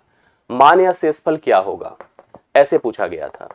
अब मैं आपकी जानकारी के लिए बता दूं, जैसे यहां पर लिखा 1/1। अब 1/1 को देखने से समझ में आ रहा है, और कोई भी आपको समझाएगा, ऊपर साफ साफ लिखा है जो, वही लिखा है नीचे, मतलब the same number, the number is dividing by itself. 1/1 हो सकता है, 5/5 हो सकता है, 10/10 हो सकता है, -5/-5 हो सकता है, 1000/1000 हो सकता है। तो डिवीजन हमेशा डिस्ट्रीब्यूशन दर्शाता है। कभी अगर जैसे हमारे पास 1000 टाफियां हैं और मैं 1000 बच्चों में डिवाइड करूं तो हर बच्चा एक ही टाफी पाएगा। एक है और मैं एक लोगों को दूं तो एक ही टाफी पाएगा। मतलब जब same value is divided by same value तो रिजल्ट विल ऑलवेज बी 1। यहां पे रिजल्ट तो हमेशा 1 आता है। एक और टर्म यहां पर कंफर्म होना जरूरी था कि शेषफल क्या होगा। जब कोई संख्या किसी से कंप्लीटली डिवाइड हो जाती है तो शेषफल हमेशा 0 आता है। हर नंबर, चाहे जो नंबर आप लीजिए, चाहे जिसको भी आप यहां सोच लीजिए, वह हमेशा स्वयं से और एक से जरूर कटता है। मतलब ये दो फैक्टर उस नंबर के जरूर फिक्स होते हैं। फैक्टर मतलब गुणनखंड। आप ध्यान दीजिएगा, हर संख्या के 2 गुणनखंड जरूर होते हैं, 2 गुणनखंड जरूर सोचे जाते हैं, एक तो स्वयं तथा एक। आप किसी नंबर को उठा लो, 5, 10, 15, चाहे भाज्य हो चाहे अभाज्य हो, चाहे जो नंबर आप उठाएंगे, हर संख्या स्वयं से जरूर कटती है और एक से जरूर कटती है। तो आप सोचो, हम जिससे कटते हैं अगर हम उससे काटे जाएं, डिवाइड किए जाएं, तो रिमाइंडर हमेशा 0 होता है। अगर हम 5 को 5 से भाग करें तो सबको 1-1 मिलेगा, कुछ बचेगा नहीं, 0 बचेगा। 1 को 1 से भाग करें, मतलब बचेगा मतलब शेषफल, भागफल की बात नहीं कर रहा हूं, भागफल तो 1 आएगा। If the same number is divided by same number, the result अर्थात डिवीजन वैल्यू, या हम कोसेंट कह सकते हैं, भागफल कह सकते हैं, वो हमेशा 1 होगा। But remainder will always be 0, हमेशा शेषफल आपका शून्य आएगा। इस बात को ध्यान में रखिएगा। तो हमको हमेशा हमारी स्कूल में, हमारी क्लास में, हमारे टीचर्स ने स्कूल में बचपन में हमको यही पढ़ाया कि जब किसी संख्या को उसी से आप भाग करोगे तो वैल्यू हमेशा 1 आएगी, क्योंकि वह उसका एक फैक्टर होता है। तो यहां पर मान हमेशा 1, और मैंने डिवीजन का डिस्ट्रीब्यूशन प्रोसेस बताया। दूसरा लिखा कि 1/0 है, मतलब समथिंग डिवाइडेड बाय 0। आप कभी भी याद रखना, जब किसी भी मान को 0 से विभाजित करोगे तो आप मुझे बताइए कि रिमाइंडर क्या आएगा, वैल्यू बताओ क्या आएगा। आप कभी भी किसी मान को 0 से डिवाइड करेंगे, और हमने जैसे परिमेय में आपको समझाया कि कोई संख्या p/q है, q is not equal to 0 है। हम अभी मान बता रहे, परिमेय अपरिमेय की बात ही नहीं कर रहे हैं। तो पहले तो इसका मान बताइए कि अगर यहां पर कभी भी किसी संख्या के नीचे 0 हो जाए तो वह संख्या अपरिभाषित हो जाती, अनडिफाइन हो जाती है। अंग्रेजी में आप इसको अनडिफाइन कह दीजिए, अर्थात अपरिभाषित कह दीजिए, अपरिभाषित कह दीजिए। अब इस बात को खूब ध्यान से सुनिएगा कि इसका सेंस क्या है, लॉजिक क्या है। इसका अर्थ भैया ये है कि हम डिवीजन डिस्ट्रीब्यूशन में ही हैं, मेरे पास एक सर्टेन प्रॉपर्टी है, मैं इसको बांटने की प्रक्रिया में हूं, बांटने की सोच रहा हूं, लेकिन बांटूंगा कितने लोगों में? 0 लोगों में। क्या आपकी प्रॉपर्टी कभी डिस्ट्रीब्यूट होगी? नहीं होगी। कब तक चलेगी? जीवन भर चलेगी, अनंत तक चलेगी। मतलब एज इट इज बनी रहेगी। आपके अंदर सोच नहीं है, इसका मतलब इंटेंशन ही नहीं बांटने का। आपके पास एक प्रॉपर्टी है, वो 1 रुपए की, 1 करोड़ रुपए की हो सकती है। आपने कहा आपके दबाव में मैं बांटने की कोशिश तो कर रहा हूं, बट दूंगा 0 लोगों को। जब आप 0 लोगों को देंगे तो this property will continue till the infinite time. वह अपरिभाषित रहेगी, कभी भी कटेगी नहीं, खत्म नहीं होगी, एज इट इज बनी रहेगी। एक लाइन ये हो गई। तो हमारे सभी अध्यापक, सभी टीचर्स हमको यही पढ़ाते सिखाते हैं कि कभी भी अगर समथिंग डिवाइड बाय 0 तो it will always B undefined. फिर एक लाइन आता है 0 डिवाइड बाई 1। आपके पास अगर 0 की प्रॉपर्टी है और उसको आप किसी भी नंबर से डिवाइड करिए तो आपको क्या मिलेगा? प्लीज हमें कमेंट करके बताते चलिए, जल्दी बताते चले तो अच्छा रहता है कि हम 0 को अगर हम किसी नंबर से डिवाइड करेंगे तो हमारे पास रिजल्ट क्या आएगा। 0 हमारी एक एसेट है, प्रॉपर्टी है, और 0 होने का मतलब ही हमारे पास कुछ नहीं है। मेरी सोच तो बहुत बड़ी है कि मैं हजारों में बांटना चाहता हूं, लाखों में। लोग आए कहे कि आप अपनी प्रॉपर्टी को डिस्ट्रीब्यूट करो, मैंने कहा बिल्कुल कर लो यार, जो मेरे पास है सब मैं बांटने के लिए तैयार हूं। तो 0 को अगर आप किसी से भी बांटेंगे, किसी में भी बांटेंगे, तो बांटने की प्रक्रिया तो बनेगी, but result will always be 0। Everybody gets the 0, सबको 0 ही मिलेगा। अगर आप 0 को किसी से बांट रहे हो तो हमेशा सबको जीरो ही मिलेगा, it will provide the zero, या हमेशा जीरो देगा। तो 3 रिजल्ट हमको पढ़ाए गए स्कूलों में कि अगर आप किसी सेम नंबर को सेम से डिवाइड करोगे यू गेट द 1, अगर आप कभी 1 को डिवाइड करोगे या किसी को भी 0 से डिवाइड करोगे you get the undefined, you will become undefined, और कभी भी अगर आप 0 को किसी से भी डिवाइड करोगे यू गेट द 0 ऑलवेज। यही पढ़ा हम लोगों ने, इसमें कोई डाउट आपको नहीं होगा। बट जब एक नंबर आया 0/0, यहां उसका सेंस बनता। 0/0 को जब मैंने देखा तो मेरे दिमाग में आया, मैं आपसे भी पूछ सकता हूं कि भैया रिजल्ट क्या होगा। आप कहोगे सर रिजल्ट में बताता हूं, सुनिए। पहले एक व्यक्ति ने जो इसकी डेफिनेशन मेरी पढ़ी थी, पूरी क्लास नहीं पढ़ी थी, उसने पढ़ा और कहा सर आप ही ने तो पढ़ाया है कि same number is divided by same number will become 1। हम लिख दे रहे हैं 1, हम कहां काट पाएंगे, क्योंकि मैंने पढ़ाया है कि जब अगर उसी मान को उसी से डिवाइड करो यू गेट द 1। फिर हमको कोई दूसरा आया, उसने कहा सर आपने ये भी तो पढ़ाया था कि समथिंग डिवाइडेड बाय 0, हम ऊपर देख ही नहीं रहे, हम तो नीचे देख रहे हैं। समथिंग डिवाइडेड बाय 0, मैं ऊपर बंद कर दिया, नीचे देख रहा हूं, तो मैंने कहा सर अनडिफाइन हो गए। तो फिर एक लोग आए और कहा सर आपने ही पढ़ाया था कि 0 डिवाइडेड बाय समथिंग, हम नीचे देख नहीं रहे हैं, ऊपर देख रहे हैं, इट बिकम 0। अब बताओ, इस नंबर के हमारे पास 3 रिजल्ट आए। जब यह 3 रिजल्ट आया तो तुरंत हमने कहा कि it is uncertain, this is uncertain. आपने मैथ्स में पढ़ा होगा, एक होता indeterminate form of a function, जब the function become, if the function become in the form of 0/0, infinity by infinity, so इसे हम अनसर्टेन अर्थात अनिश्चित कहते हैं। आप वहां पर देखो, एक होता अनडिफाइंड, अनडिफाइंड अपरिभाषित, मतलब ना तो ये परिभाषित है ना अपरिभाषित है या कुछ है ही नहीं है, मतलब इसके बारे में तय नहीं किया जा सकता। तो ये होता है टर्म, इसको ध्यान देना चाहिए कभी भी अगर इस टाइप की स्थिति आए तो हमें आइडिया रहे। फिलहाल हम जो सिचुएशन में थे, आपको यह बातें क्लियर जरूर हुई होगी। हमको अभी जैसे पूछा गया था हमसे, परिमेय की बात करो, ये तो परिमेय होगा, ये परिमेय होगा। 1/0 अपरिभाषित है, तो यह परिमेय अपरिमेय की बात ही छोड़ दीजिए। 0/1 0 होगा जो कि परिमेय होगा, इसमें कोई डाउट नहीं है। बट इसकी भी बात करो तो यह भी अनसर्टेन है, अनिश्चित है, तो इसकी भी परिमेय और अपरिमेय की बात नहीं की जाएगी। मतलब मेरे कहने का अर्थ है कि अगर आपको कोई नंबर दिया जाएगा तो आप जस्ट डिफाइन कर सकते हैं, बता सकते हैं कि कौन सी संख्या परिमेय है और कौन सी संख्या अपरिमेय है। और ये इंपॉर्टेंट फैक्ट है, इस तरह के प्रश्न आपकी परीक्षा में पूछे जाते हैं, ये जरूर ध्यान दीजिएगा। परिमेय और अपरिमेय की पहचान करना हमारे लिए बहुत ही यूजफुल है। अब मैं थोड़ा सा आता हूं उस सिस्टम पर जो मैंने आपको पढ़ाना शुरू किया था। मुझे पूरा भरोसा है कि आप लोगों ने कल टाइप्स को पढ़ने के दौरान इस स्ट्रक्चर को समझा होगा। मैंने कहा हम जिन संख्याओं को डेसिमल नंबर सिस्टम के अंदर बनाते हैं उनको 2 भागों में बांटते हैं, real number, imaginary number. Real मतलब वास्तविक संख्या, इमेजिनरी मतलब काल्पनिक संख्या। रियल को 2 भागों में बांटा जाता है, रैशनल नंबर, इरैशनल नंबर, अर्थात परिमेय संख्या और अपरिमेय संख्या। हम लोग यहीं तक थे। अब इसके आगे मुझे आज बढ़ना है और अब आप मुझे इजाजत दो कि मैं आगे बढ़ूं और इसके आगे के कंटेंट को आपको समझा करके जितने भी रिक्वायर्ड फैक्ट हैं, जितनी भी जरूरत की चीजें मैं स्पष्ट कर सकूं। तो मैं आगे बढ़ता हूं, आप ध्यान से मेरी बात को सुनिएगा। मैंने आपको रैशनल की डेफिनेशन दे दी थी। रैशनल नंबर जिसको आप हिंदी में कहते हैं परिमेय संख्या, क्या कहेंगे? परिमेय संख्या।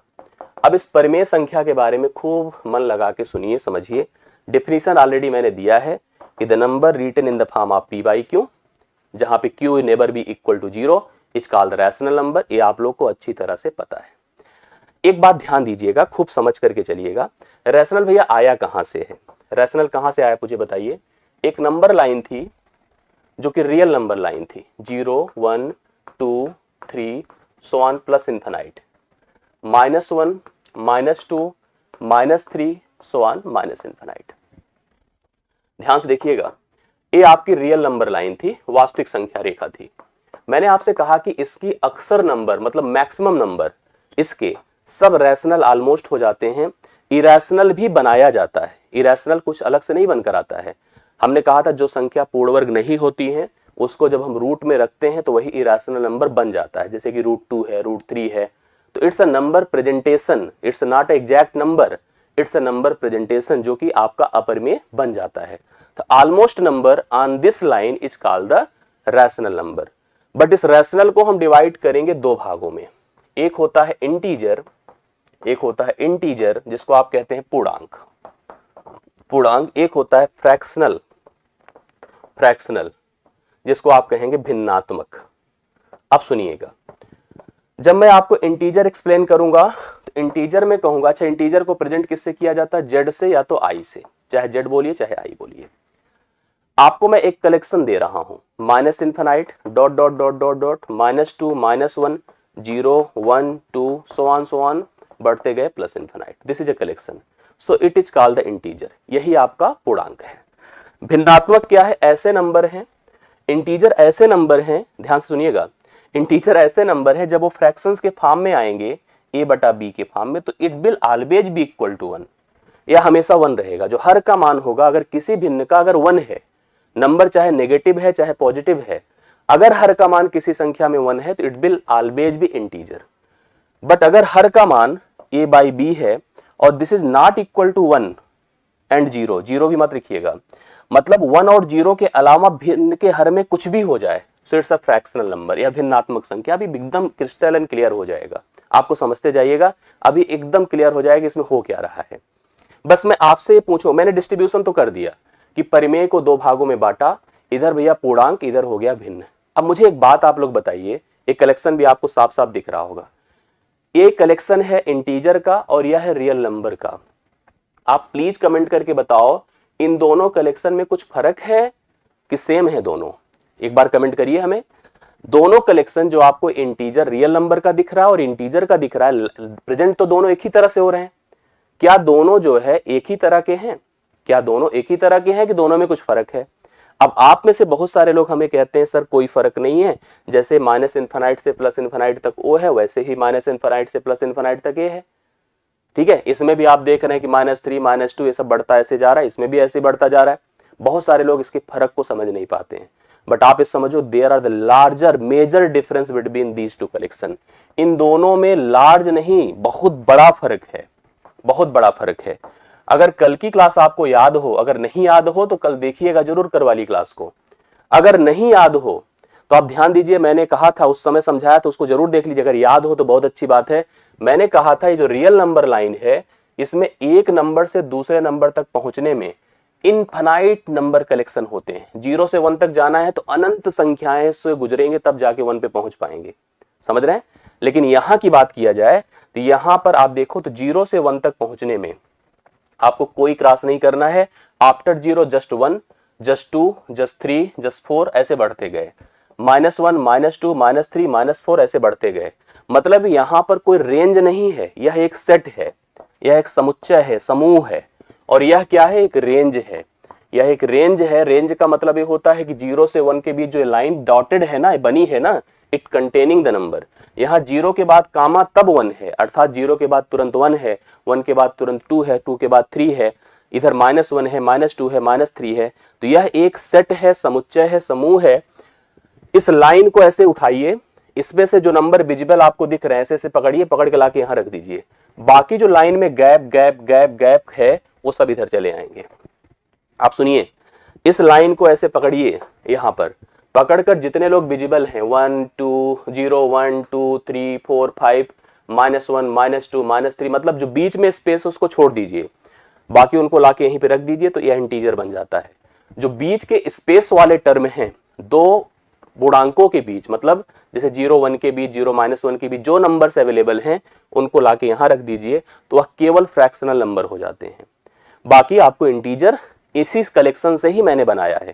तो it's a very very lowest part of this line, बहुत ही छोटा भाग है ये, बहुत मतलब बहुत बड़ा कलेक्शन है, इसका एक बहुत छोटा सा अंग हमारा इंटीजर, जो देखने में आपको समान लग रहा है, बट इंटीजर आपको क्लियर हो गया होगा इस रियल नंबर लाइन का एक बहुत ही माइनर सा पार्ट है, जो कि ऐसा है जिसके हर में एक हो, मतलब जैसे 1 है 1/1, 2 है 2/1, 3 है 3/1, माइनस है -1/1, 0 है -2 है, तो every number is integer, that is denoted like this. Fractions उनके किसी एक बीच के कलेक्शन का जो सेट है, मतलब जो दो पूर्णांकों के बीच का समूह है, भिन्न के रूप में है, 1/2 है, 1/3 है, 2/4 है, 3/5 है, every number is called the fractional number. मुझे लग रहा है कि आपको समझ में आ रहा होगा, ठीक है। अब आगे देखिए, इस कंटिन्यूटी को समझिए, इस कंटिन्यूटी को समझिए। मैं अब थोड़ा सा आपको इंटीजर एक्सप्लेन करता हूं कि पूर्णांक है क्या, ध्यान से देखिएगा। अब क्योंकि यहां से आपकी चीजें बढ़ जाएंगी, तो हम बात कर रहे हैं इंटीजर की, अर्थात पूर्णांक की, जो कि जेड से डिनोट किया जाता है या तो आई से डिनोट किया जाता है। जेड से डिनोट होता है या तो आई से। अब हम थोड़ा सा देखिए, जो इंटीजर मैंने अभी बनाया है उसको आप लोग समझिए। तो मैंने ऐसे कुछ बनाया है, minus infinite dot dot dot -2 -1 0 1 2 so on plus infinite. ये है आपका इंटीजर। इस इंटीजर को थोड़ा अच्छे से रीड करिए तो बीच में आपको जीरो दिख रहा है। जीरो के जो राइट साइड होंगे वो सब पॉजिटिव इंटीजर होते हैं। आप इसको आई प्लस से प्रेजेंट कर सकते हैं, क्योंकि आई का प्रेजेंटेशन, जेड का प्रेजेंटेशन इंटीजर को दिखाता है।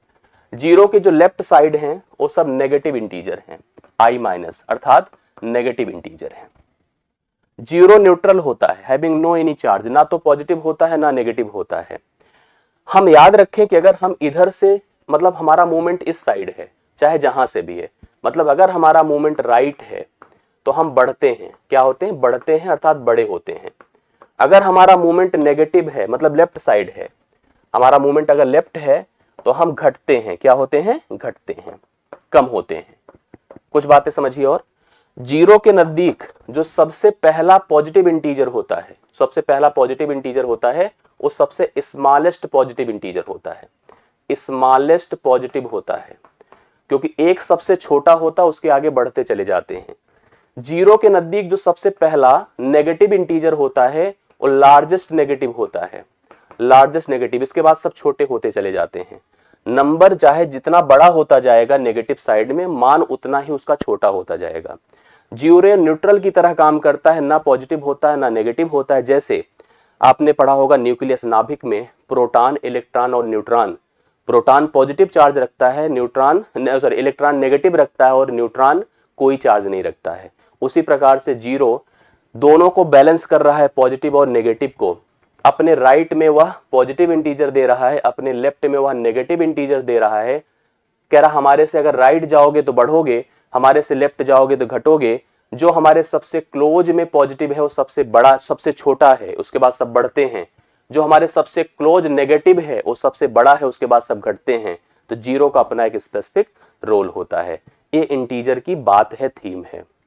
अब सुनिए, हम इसका डिस्ट्रीब्यूशन और डिवीजन फिर से कर सकते हैं तीन भागों में। जो इंटीजर्स हैं उनको फिर से हम डिवाइड कर सकते हैं तीन भागों में। आप मेरी बात को ध्यान से सुनिएगा। एक होगा जीरो, अगर हम इसका डिवीजन डिस्ट्रीब्यूशन कर रहे हैं तो आपको कुछ बातें क्लियर समझनी होगी। एक होगा जीरो, जीरो होगा शून्य जिसको कहेंगे। एक होगा नेगेटिव इंटीजर और दूसरा होगा पॉजिटिव इंटीजर। तीन भागों में आप इंटीजर को पुनः बांट सकते हैं, जीरो में बांट सकते हैं, नेगेटिव इंटीजर और पॉजिटिव इंटीजर, तीन सेगमेंट में आप डिवाइड कर सकते हैं। आप जीरो देख ही रहे हैं कहाँ है, इसके बाद पॉजिटिव है, इसके बाद नेगेटिव है। प्रत्येक के जितने अलग अलग टर्म है प्लीज उसको समझिए कि क्या क्या है, कैसे कैसे पढ़ा जाएगा। हम कलेक्शन में सबसे पहला कलेक्शन हम लेकर चलते हैं जो कि जीरो को इन्वॉल्व करके चलता है, होल नंबर, जिसको हिंदी में कहते हैं पूर्ण संख्या। पूर्ण संख्या जो कि W से प्रेजेंट की जाती है। यह जीरो से शुरू करता है, जीरो से एक लेता है, दो लेता है, तीन लेता है, चार लेता है, पांच लेता है, इनफाइनाइट। मतलब जीरो से प्रारंभ होकर जितने भी धनात्मक पूर्णांक होते हैं वो सबके सब होल नंबर कहलाते हैं। जीरो से प्रारंभ होकर जितने भी धनात्मक पूर्णांक होते हैं सबके सब होल नंबर कहलाते हैं। फिर अगला नंबर देखिए किसका आता है, नेक्स्ट आता है नेचुरल नंबर। अगला आएगा नेचुरल नंबर, मतलब अभी मैं जीरो से प्रारंभ होकर के पॉजिटिव की तरफ जा रहा हूं।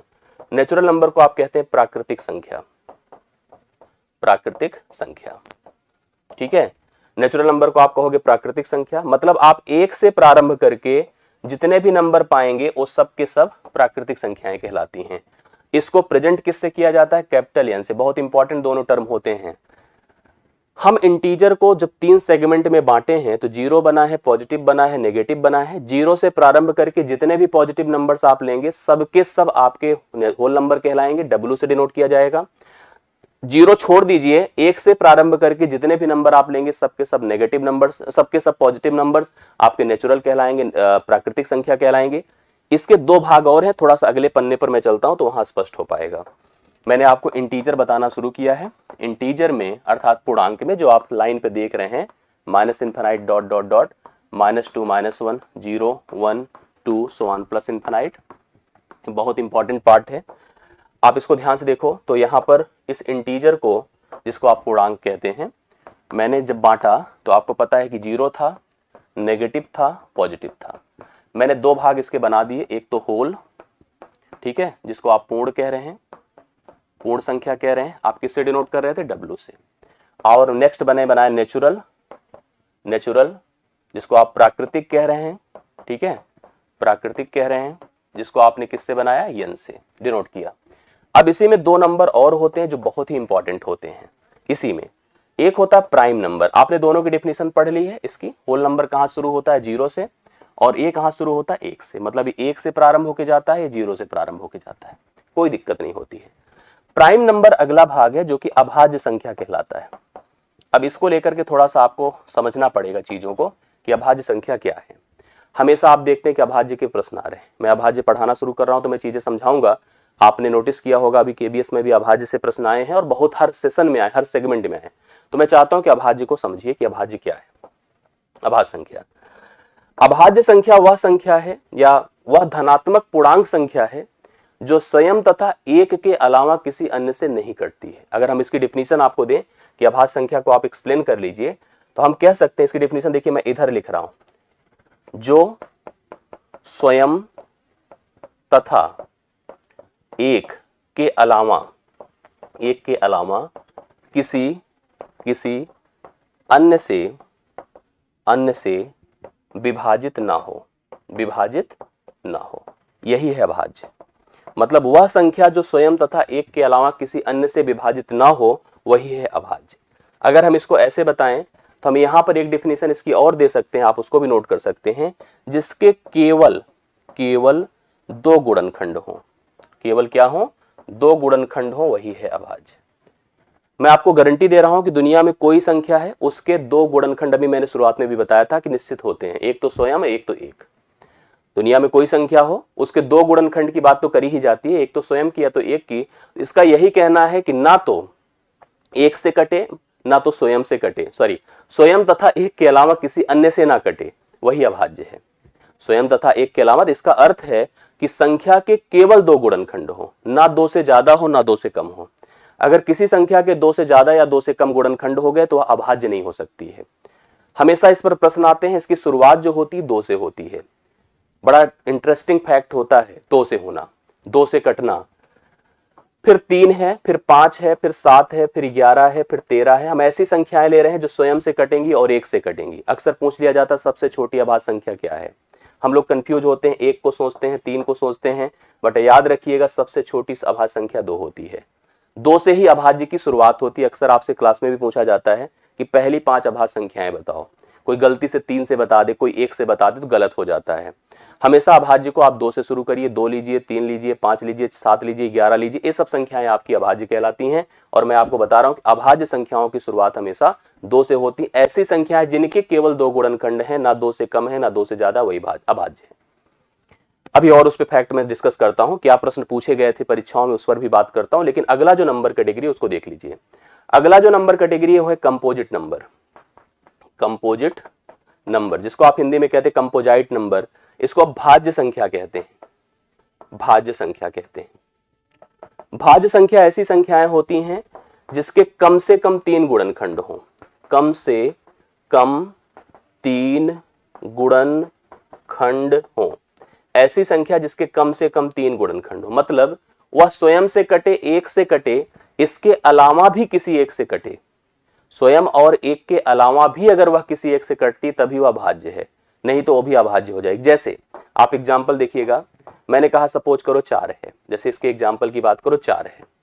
4 देखिए एक से कटती है और स्वयं से कटती है, साथ साथ 2 से भी कटता है, तो 3 गुणनखंड हो गए। हमने कहा कम से कम 3 हो, मतलब 3 तो मिनिमम होना ही होना चाहिए।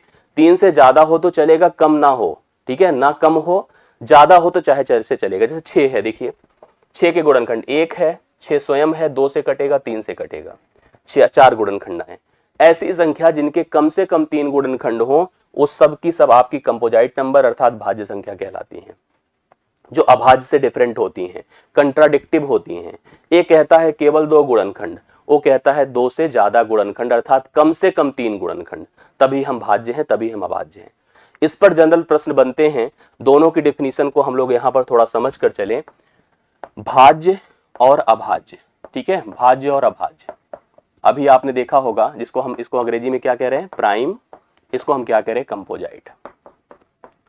ठीक है, अब आपने नोटिस किया कि अभाज्य का मतलब हुआ कि केवल दो गुणनखंड, केवल दो गुणनखंड। कभी कभी कुछ लोग के मन में डाउट आता है, सर एक को अभाज्य क्यों नहीं बोलते हैं? अक्सर किताबों में डिफिनेशन दी जाती है, जो स्वयं से कटे तथा एक से कटे वही अभाज्य है। आपसे अगर किसी ने पूछा कि सर एक को बताओ क्या है, तो आप कहोगे ये तो अभाज्य नहीं है क्योंकि हमको नहीं पढ़ाया गया है। तो हम तो कहेंगे सर बताइए, तो एक से कट रही है, स्वयं से कट रही है, तो अभाज्य क्यों नहीं है? हम कहेंगे भैया इसके दो गुणनखंड होंगे तभी वह अभाज्य होगा। एक और एक दोनों सिमिलर ही हैं, अर्थात एक ही गुणनखंड है, इसका एक ही गुणनखंड है, इसके दो गुणनखंड नहीं है, इसलिए यह अभाज्य नहीं है। ठीक, कोई कहेगा अभाज्य नहीं तो क्या भाज्य है? भाज्य भी नहीं होगा, क्योंकि भाज्य का मतलब होता है कम से कम तीन गुणनखंड, कम से कम तीन गुणनखंड। उसके अकेले तो बेचारे के पास केवल एक ही गुणनखंड है, और ये कहते हैं हमको तीन गुणनखंड कम से कम देना तभी हम भाज्य कहलाएंगे। इसीलिए एग्जाम्पल मैंने दोनों का दिया। इसको जैसे मैंने कहा 2 से शुरू हुआ, 3 आया, 5 आया, 11 आया, 13 आया, 17 आया, सो ऑन बढ़ते चले गए। हम यहाँ पर कम से कम तीन गुणनखंड मतलब 4 है, 6 है, 9 है, ठीक है, 10 है, 12 है, 15 है, 16 है, ये सब संख्याएं जो स्वयं से और एक के अलावा भी किसी ना किसी से कट जाती है, तो वही आपकी भाज्य संख्या कहलाती है। प्रश्न अभी अभी पूछा गया था केबीएस पीआरटी में भाज्य को लेकर के, अभाज्य को लेकर के केबीएस पीआरटी में, तो आप लोगों से भी टच हो सकता है वह प्रश्न। एक प्रश्न पूछा जा रहा था, कुछ बातें आपको ध्यान में रखनी चाहिए यहीं पर, मैं आपको बता दूं। 1 से 100 तक कितनी अभाज्य संख्याएं हैं, कितनी अभाज्य हैं? ये ऐसे प्रश्न हैं जो पूछे जाते हैं। काउंट कर लीजिएगा, 100 होती हैं, सॉरी 25 होती हैं। 1 से लेकर 100 तक कुल 25 अभाज्य होती हैं, ये आप जरूर याद रख लीजिएगा। फिर पूछा जा सकता है 1 से लेकर 50 तक, 1 से 50 तक कितनी अभाज्य संख्याएं हैं? 15 होती हैं। एक प्रश्न हमसे पूछा गया 1 से 100 तक, मतलब सॉरी हमसे पूछा गया एक प्रश्न केबीएस पीआरटी में, क्या पूछा गया कि दो अंक की कितनी अभाज्य हैं, अभाज्य संख्याएं हैं जिनके दोनों अंक भी अभाज्य हैं, अंक भी अभाज्य हैं। दो अंक की ऐसी कितनी अभाज्य संख्या है जिनके दोनों अंक भी अभाज्य हैं? अब आपको कंफर्म है कि दो अंक की अगर संख्या की बात करोगे तो दो अंक की संख्या शुरू कहां से होती है? 11 से, और कहां तक जाती है? 99 तक। अब आप समझिएगा, तो दो अंक की संख्या 11 से शुरू होगी, 99 तक जाएगी। 11 से शुरू होगी, 21 से शुरू होगी, 31 से शुरू होगी, 41 से शुरू होगी, 51 से शुरू होगी, 61 से शुरू होगी, 71 से, 81 से और 91 से। तब जाकर के आप 99 तक पहुंचेंगे तो आपको अभाज्य काउंट करना समझ में आ जाएगा। आप जैसे 11 से शुरू करोगे तो कोई भी संख्या अभाज्य नहीं हो सकती। क्यों? क्योंकि एक जो है, जैसे इसने कहा दोनों अंक अभाज्य हों, तो कोई संख्या अभाज्य नहीं होगी। बताइए क्यों? क्योंकि जो एक होता है वह अभाज्य नहीं होता है। एक अभाज्य नहीं होता है, तो एक अगर किसी के साथ लगा रहेगा तो वह अभाज्य, क्योंकि इसने कहा दोनों अंक अभाज्य होने चाहिए। जब उसमें एक अंक ऑलरेडी ना तो भाज्य है ना अभाज्य जुड़ गया, तो 11 को छोड़ ही दीजिए। अब अगर 2 से शुरू कर रहे हैं तो 2 तो अभाज्य होता है। अब 2 के साथ कभी 3 लग जाए मतलब 23, तो यहां पर यह संख्या ऐसी बन जाएगी जो कि अभाज्य भी है और दोनों अंक भी अभाज्य हैं। ठीक है, इसी प्रकार से अगर 3 की बात करिए तो 3 भी अभाज्य होता है। 3 के साथ अगर 7 लग जाए 37, तो अभाज्य भी है और दोनों अंक भी अभाज्य हैं। 41 मतलब 4 से शुरू होकर कोई नहीं हो सकता, क्योंकि 4 एक भाज्य संख्या है। 5 से शुरू होकर के सोचा जा सकता है जिसमें 53 आएगा, क्योंकि 53 अभाज्य है और साथ साथ दोनों अंक भी अभाज्य हैं। 6 से नहीं कर सकते, क्यों बताइए? इसलिए नहीं कर सकते क्योंकि 6 खुद एक भाज्य संख्या होती है, तो 6 वाला छोड़ दीजिए। 7 से सोचा जा सकता है, जिसमें हमको लग रहा है क्या हो जाएगा, 7 कितना होगा, 73 कितना हो जाएगा, 73 एक अभाज्य संख्या है जिसके दोनों अंक भी अभाज्य हो गए।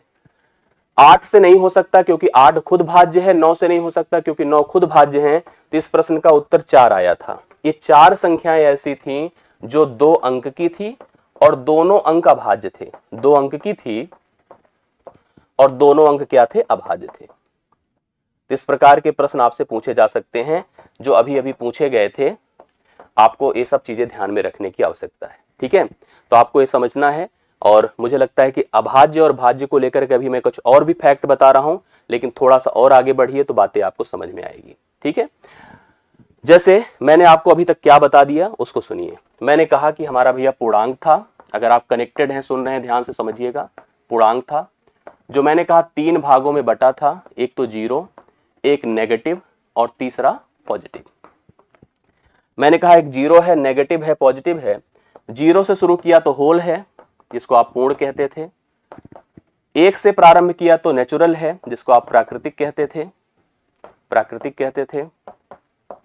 ऐसा लिया जिसके केवल 2 गुणनखंड है तो प्राइम है, अर्थात अभाज्य है। और ऐसा लिया जिसके कम से कम 3 गुणनखंड है तो कंपोजाइट है, अर्थात भाज्य है।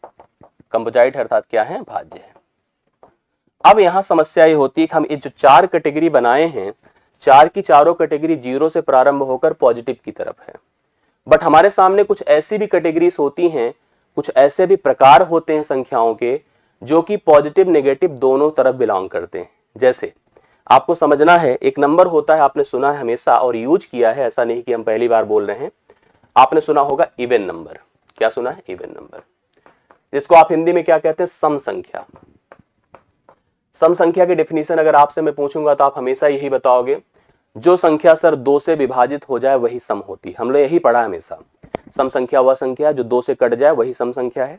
मैं आपको बता दूं कि वह संख्या जिसके अंत में 0 हो, 2 हो, 4 हो, 6 हो या 8 हो, वही सम संख्या है। जिस संख्या के अंत में 0 दिखे, 2 दिखे, 4 दिखे, 6 दिखे, 8 दिखे, वही सम संख्या है, आप उसको इवन नंबर बोल सकते हैं। कंफर्म है बातें? मतलब आप एग्जाम्पल के तौर पर किसी संख्या को पहचान करना चाहते हैं कि वह सम है कि नहीं है, तो आप समझिए, जैसे मैंने कहा 2, 3, 4, 8। अब अगर इसके बारे में कहिए तो yes it is even number. मैंने कहा कि 4, 3, 1, 9, 7 इवन है, नहीं है, क्योंकि अंत में 7 है। अंत में आपको अगर 0, 2, 4, 6 या 8 दिखता है तो आप कह देना वह सम संख्या है। और एक दूसरा नंबर होता है जिसको आप कहते हैं ऑड नंबर। मतलब यहां पर ये भी आप डेफिनेशन जो देते हैं कि वह संख्या 2 से कटे, तो निश्चित तौर पर यहां पर वो सही है, उसमें कोई दिक्कत नहीं है, वो सम संख्या ही है। लेकिन आप ध्यान से देखिएगा, जिसके अंत में 0 दिखे, 2 दिखे, 4 दिखे, 6 दिखे, 8 दिखे, वही संख्या आपकी सम संख्या कहलाएगी। इसमें कोई डाउट की बात नहीं है, इसको आप समझ रहे होंगे। ऑड नंबर क्या है? विषम संख्या। लेकिन एक श्योर है कि यहां पर वह संख्या 2 से कटती है, ऐसी बात नहीं। कुछ लोग कहते हैं सर 2 से कटी है इसलिए इवन है, तो 2 से तो दुनिया की हर नंबर कट जाती है, भले ही दशमलव के बाद 5 आता है, ठीक है। लेकिन पूर्णतः कटने की बात अगर होती है तो उसके अंत में आपको 0, 2, 4, 6 या 8 दिखता ही दिखता है, समझ रहे हैं, तभी वह सम है। विषम की बात करो, जिसके अंत में 1 दिखे, 3 दिखे, 5 दिखे, 7 दिखे, 9 दिखे। किसी संख्या के अंत में अगर 1 है, 3 है, 5 है, 7 है, 9 है तो वह विषम है। और ये याद रखना कि यह 2 से पूर्णतः विभाजित नहीं होता है।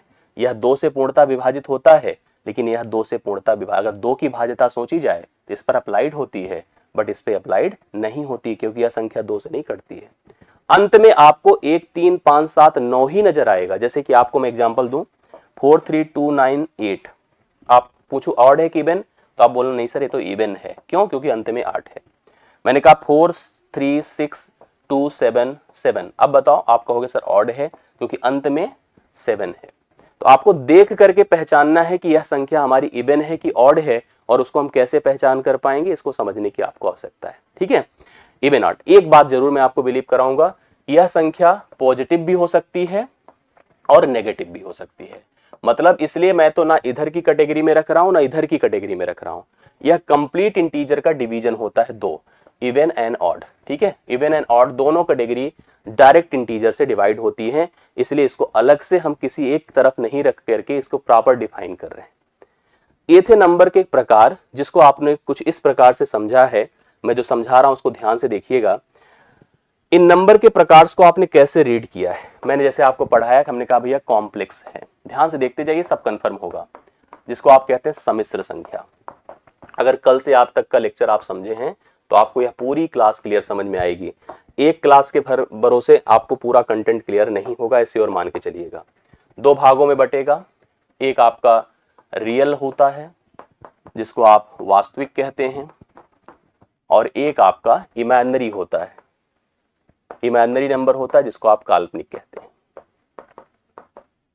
रियल को दो भागों में हमने बांटा था, एक आपका रैशनल होता है, रैशनल जिसको आप परिमेय कहते थे, एक आपका इरैशनल होता है जिसको आप अपरिमेय कहते हैं। ठीक है, ये अलग डिस्ट्रीब्यूशन हो जाता है। रैशनल को दो भागों में बांटा था, इंटीजर हुआ जिसको आपने पूर्णांक कहा, ठीक है, ये आपका फ्रैक्शन हुआ जिसको आपने भिन्न कहा, भिन्नात्मक कहा। इंटीजर को आपने तीन भागों में बांटा, जीरो हुआ, नेगेटिव हुआ, पॉजिटिव हुआ। जीरो से प्रारंभ किया तो होल नंबर आया, अर्थात पूर्ण संख्या, पूर्ण संख्या। नेचुरल नंबर आया, प्राकृतिक संख्या, प्राकृतिक संख्या। प्राइम नंबर आया, अभाज्य संख्या, अभाज्य संख्या। और कंपोजाइट नंबर आया, मतलब भाज्य संख्या, भाज्य संख्या। पूर्णांक को दो भागों में बांट सकते हैं, एक तो इवन है जिसको आप सम कहेंगे, और एक ऑड है जिसको आप विषम कहेंगे। अब इस कैटेगरी को थोड़ा सा अगर हम डिटेल से समझें तो यहां पर हम इसको कैसे समझेंगे, पूरी बात को ध्यान से देखिएगा। हम अगर जैसे ऊपर से नीचे की तरफ आते हैं, जैसे मान लीजिए मैं आपसे कहूं, ध्यान से देखिएगा, जैसे मैं कहूं क्या सभी वास्तविक संख्याएं परिमेय होती हैं, तो आप कहना सर नहीं होती हैं। लेकिन सभी परिमेय संख्याएं वास्तविक होती हैं, हाँ यस होती हैं। अगर मैं कहूं सभी वास्तविक संख्याएं कॉम्प्लेक्स नंबर होती हैं, हाँ बिल्कुल होती हैं। लेकिन सभी कॉम्प्लेक्स नंबर वास्तविक होती है, नहीं होती हैं। मैं कह दूं कि सभी पूर्णांक संख्याएं परिमेय होती हैं, यस होती हैं, मतलब नीचे से ऊपर जा रहे, हाँ होती हैं। लेकिन क्या सभी परिमेय संख्याएं पूर्णांक होती है, नहीं होती, क्योंकि यह फ्रैक्शनल भी हो जाती हैं। मैं कह दूं कि सभी प्राकृतिक संख्या पूर्ण संख्या होती है, हाँ होती हैं, क्योंकि एक से लेकर के इन्फिनाइट तक इसमें होता है और जीरो से लेकर इन्फिनाइट तक इसमें होता है। लेकिन अगर कोई कहे क्या सभी पूर्ण संख्याएं प्राकृतिक होती हैं, तो आप कह दीजिए सर नहीं होती हैं। मतलब अगर आप नीचे से ऊपर की तरफ जा रहे हैं तो ऑल एक्सेप्टेड है, मतलब सब स्वीकार्य है। लेकिन अगर ऊपर से नीचे की तरफ आ रहे हैं तो ऑल एक्सेप्टेड नहीं है, मतलब पूरी तरह से स्वीकार्य नहीं है। तो आपको नीचे से ऊपर और ऊपर से नीचे का अप्रोच समझना होगा कि कैसे कैसे नंबर्स यहां पर रिलेट करते। अब जितने भी नंबर हैं, आप चाहे जितने भी पढ़े हैं नीचे वाले, सबको रिलेट करिए, सबकी सब जो यहां से बटकर आया है सब वास्तविक है। आप देखेंगे तो ज्यादा स्ट्रक्चर इसी का है। सभी अपरिमेय भी वास्तविक हैं, सभी परिमेय भी वास्तविक हैं, सभी पूर्णांक भी वास्तविक हैं, सभी भिन्न भी वास्तविक हैं, सभी पूर्ण, प्राकृतिक, प्राइम, कंपोजाइट, सम, विषम सब वास्तविक हैं। तो आप नीचे से ऊपर की तरफ ऑल एक्सेप्टेड कह सकते हैं, कोई दिक्कत नहीं है, आप सबको एक्सप्लेन करके आगे बढ़ सकते हैं। लेकिन ऊपर से नीचे जब आने की बात होती है तो ऑल एक्सेप्टेड नहीं होता है। जैसे मैंने कहा सभी प्राकृतिक पूर्ण होती हैं, लेकिन सभी पूर्ण प्राकृतिक नहीं होती हैं। ये बातें आपको जानना बड़ा जरूरी है। तो इसको लेकर के थोड़ा सा आप डिटेल से समझिएगा तो आपको कंफर्म होगा। इवन आर्ट भी मैंने बता दिया, प्राइम कंपोजाइट भी बता दिया। कुछ फैक्ट और मैं बता देना चाहता हूँ, इसको नोट कर लीजिए और यहीं से मैं क्लास की एंडिंग करूंगा। ये फैक्ट थोड़ा सा दिमाग में रखिएगा, बहुत इंपॉर्टेंट है। जैसे एक के बारे में लिखिए, वन इज नाइदर प्राइम नार कंपोजिट, नाइदर प्राइम नार कंपोजिट। ठीक है, ना तो भाज्य है ना ही अभाज्य है। एक ना तो भाज्य है ना ही अभाज्य है। मतलब कभी अगर आपको लेकर के भाज्य भाज्य में डिस्ट्रीब्यूशन की बात करेगा कि एक क्या भाज्य है कि अभाज्य है, तो आप बताना भैया एक ना तो भाज्य है ना ही अभाज्य है। ठीक है, दूसरा देखिए, दो सबसे छोटी अभाज्य संख्या है, सबसे छोटी अभाज्य संख्या है। सबसे छोटी अभाज्य संख्या कौन है बताइए? दो है। सबसे छोटी अभाज्य संख्या दो है। तीसरा देखिए, दो ही एक ऐसी अभाज्य संख्या है, अभाज्य संख्या है जो कि सम संख्या भी है, सम संख्या भी है। मतलब आप याद रखिए कितना बड़ा कंट्राडिक्शन है। आप बताइए, हमने कहा दो ही एक ऐसी अभाज्य संख्या है जो सम संख्या भी है, बाकी 2 के अलावा कोई सम संख्या अभाज्य नहीं हो सकती है। सोचो अभाज्य क्या कहता है कि ऐसी संख्याएं जो अपने और एक के अलावा किसी से ना कटे, मतलब वह नॉन टर्मिनेशन को प्रेजेंट करता है। और सम क्या कहता है, ऐसी संख्या जो 2 से कटे, जो टर्मिनेशन को प्रेजेंट करता है। लेकिन अभाज्य की शुरुआत एक सम संख्या से होती है। अभाज्य की शुरुआत एक सम संख्या से होती है। 2 के अतिरिक्त कोई सम संख्या अभाज्य नहीं हो सकती है, याद रखिए इस चीज को। ठीक है। चौथा, सभी अभाज्य संख्याएं, ध्यान दीजिएगा, सभी अभाज्य संख्याएं, सभी अभाज्य संख्याएं, लेकिन एक लाइन, 2 को छोड़कर, 2 को छोड़, अगर मैं 2 को छोड़ दूं तो सभी अभाज्य संख्याएं विषम संख्या होती हैं, विषम संख्या होती हैं, विषम संख्या होती हैं। लेकिन अब इस लाइन को मैं समझाता हूं, ध्यान से देखिएगा। लेकिन सभी विषम संख्याएं, विषम संख्याएं अभाज्य नहीं होती। ठीक है, पॉइंट समझिएगा इसको, बहुत इंपॉर्टेंट है। मैंने कहा अगर हम 2 को छोड़ दें और सारे अभाज्य ले लें, 2 को छोड़कर सारे अभाज्य ले लें, सब ऑड होते हैं। कोई भी ले लीजिए आप, 2 को छोड़कर 3 लीजिए, 5 लीजिए, 7 लीजिए, 9, 11, 13, 17, सब विषम होते हैं। लेकिन सभी विषम क्या अभाज्य होते हैं? नहीं। 9 भी एक विषम संख्या है, 9 भी एक विषम संख्या है, ऑड है, लेकिन प्राइम नहीं है, प्राइम नहीं है, क्योंकि 3 से कट जाता है, 1 से कट जाता है। 15 ऑड तो है लेकिन प्राइम नहीं है। तो ये लाइन बड़े इंपॉर्टेंट है, इसको लेकर के आपको मैं सीट दूंगा और को मैं प्रश्न भी कराऊंगा क्लास में, जो क्लास में होंगी क्लासेस, आपको उसमें मैं चीजें बताऊंगा कि आपको ध्यान रखना है कि 9 जो है, अब जैसे मतलब मैंने कहा कि 2 को अगर छोड़ दिया जाए तो सभी अभाज्य विषम होती हैं, लेकिन सभी विषम अभाज्य नहीं होते हैं। ठीक है, ये सब बातें हैं जो बड़ी इंपॉर्टेंट हैं। थोड़ा सा इवन आर्ट को भी लेकर के हम समझ ले चीजें। 5वां नंबर, जीरो क्या है? जीरो एक सम संख्या है, याद रखिएगा, जीरो एक सम संख्या है। जीरो को लेकर बड़ी बातें हैं, जीरो को लेकर बड़ा कंफ्यूज लोग होते हैं हमेशा। यहां जीरो है, सुनिए, -1 है, -2 है, 1 है, 2 है, सोचते जाइएगा। एक किसका कलेक्शन है? इंटीजर का, इंटीजर का। जीरो अगर सम है, जीरो अगर एक पूर्णांक है, जीरो एक पूर्णांक है, पूर्णांक के साथ साथ यह एक सम संख्या भी है और साथ साथ परिमेय भी है, ये परिमेय भी है और साथ साथ वास्तविक भी है। जीरो को लेकर के बिल्कुल कंफ्यूज मत होइएगा, जीरो का बड़ा रोल है हमारी लाइफ में। जीरो एक पूर्णांक भी है, सम संख्या भी है, परिमेय संख्या भी है, वास्तविक संख्या भी है। और जीरो को एक्सप्लेन किया जाता है जीरो अपॉन समथिंग के रूप में, तभी तो हमेशा जीरो आता है। तो जीरो को लेकर के भ्रमित मत रहिएगा। जीरो एक सम संख्या भी है, पूर्णांक संख्या भी है, इसके साथ साथ एक और लिखिए, पूर्ण संख्या भी है। पूर्ण संख्या में भी तो जीरो होता है, पूर्ण संख्या भी है, परिमेय संख्या भी है, वास्तविक संख्या भी है। तो जीरो का एक अलग से अपना क्रेज है, और क्रेज को इसको गंवाइए मत, समझिएगा। जीरो को लेकर के कभी भी मतलब डिस्ट्रैक्ट मत होइएगा, जीरो क्या है। जीरो एक सम संख्या भी है, ये बहुत बड़ा कंट्राडिक्शन होता है, लेकिन हम गारंटी दे रहे हैं कि जीरो एक सम संख्या होती है। जब औसत में पढ़ते हैं तो इसको लेकर के थोड़ा सा कंफ्यूजन आते हैं, वो मैं वहां पे एक्सप्लेन करता हूं तो समझ में आता है। कुछ बातें और समझिए, अगर मैं 2 सम संख्याएं जोड़ता हूं, 2 सम संख्याएं जोड़िए कोई भी, तो हमेशा एक सम संख्या रिजल्ट में आती है। 2 सम संख्याओं का जोड़ हमेशा एक सम संख्या ही होती है, मतलब सम में अगर मैं सम जोड़ता हूं तो सम आता है। 2 अगर आप विषम जोड़ते हैं, 2 अगर विषम जोड़ते हैं तब भी सम आता है। अगर एक विषम है, दूसरा भी विषम है, 2 विषम जोड़ा तब भी सम आता है। मतलब 2 समान प्रकृति के नंबर अगर आप जोड़ेंगे तो सम संख्या ही आएगा। अगर एक सम संख्या है, दूसरा विषम संख्या है, मतलब नेचर अलग अलग हो गया, तो हमेशा एक ऑड नंबर आता है। अर्थात अगर एक सम है, एक विषम है, तो हमेशा एक विषम संख्या ही आती है। आप एग्जाम्पल ले लीजिए कोई भी, जैसे कोई भी 2 सम संख्या सोचिए, 2 और 4 6 आया, सम है। 8 और 4 12 आया, सम है। तो 2 सम संख्याओं को जोड़ने पर सम आएगा। हमने कहा जीरो भी एक सम संख्या, अगर आप किसी सम संख्या को जीरो में जोड़िए तब भी एक सम संख्या ही आएगा, इससे कंफ्यूजन भी दूर हो जाता है।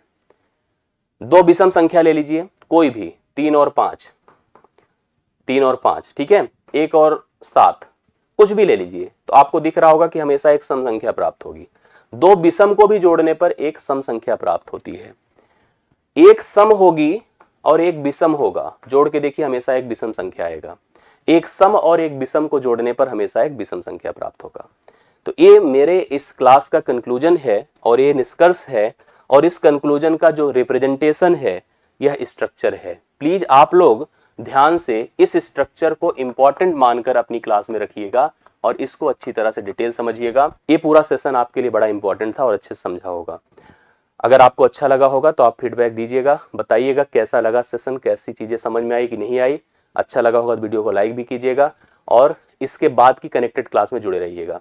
एक बहुत बड़ा भ्रम, डाउट, मैं लगातार कमेंट देख रहा था, पढ़ाते समय एक टीचर हमेशा जब अपने छात्रों की तरफ से एक रिस्पॉन्स पाता है पॉजिटिव, तो उसका फ्लो बड़ा अच्छा होता है, लेकिन जैसे ही नकारात्मकता दिखती है, और निश्चित तौर पर मैं आपके साथ हूं, आपकी मनोदशा को मैं समझ पा रहा हूं कि आप कितना डिस्टर्ब हैं इस समय, कितनी चीज़ों को लेकर परेशान हैं, फ्यूचर्स को लेकर परेशान हैं, संभावनाओं को लेकर परेशान हैं, सरकार की नीतियों को लेकर परेशान हैं, और निश्चित तौर पर आपकी जगह रह करके अगर मैं भी सोचूं तो मैं भी इस चीज़ को लेकर परेशान हूं।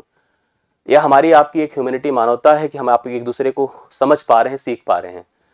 लेकिन इसका सलूशन क्या हो सकता है, आप ये समझिए।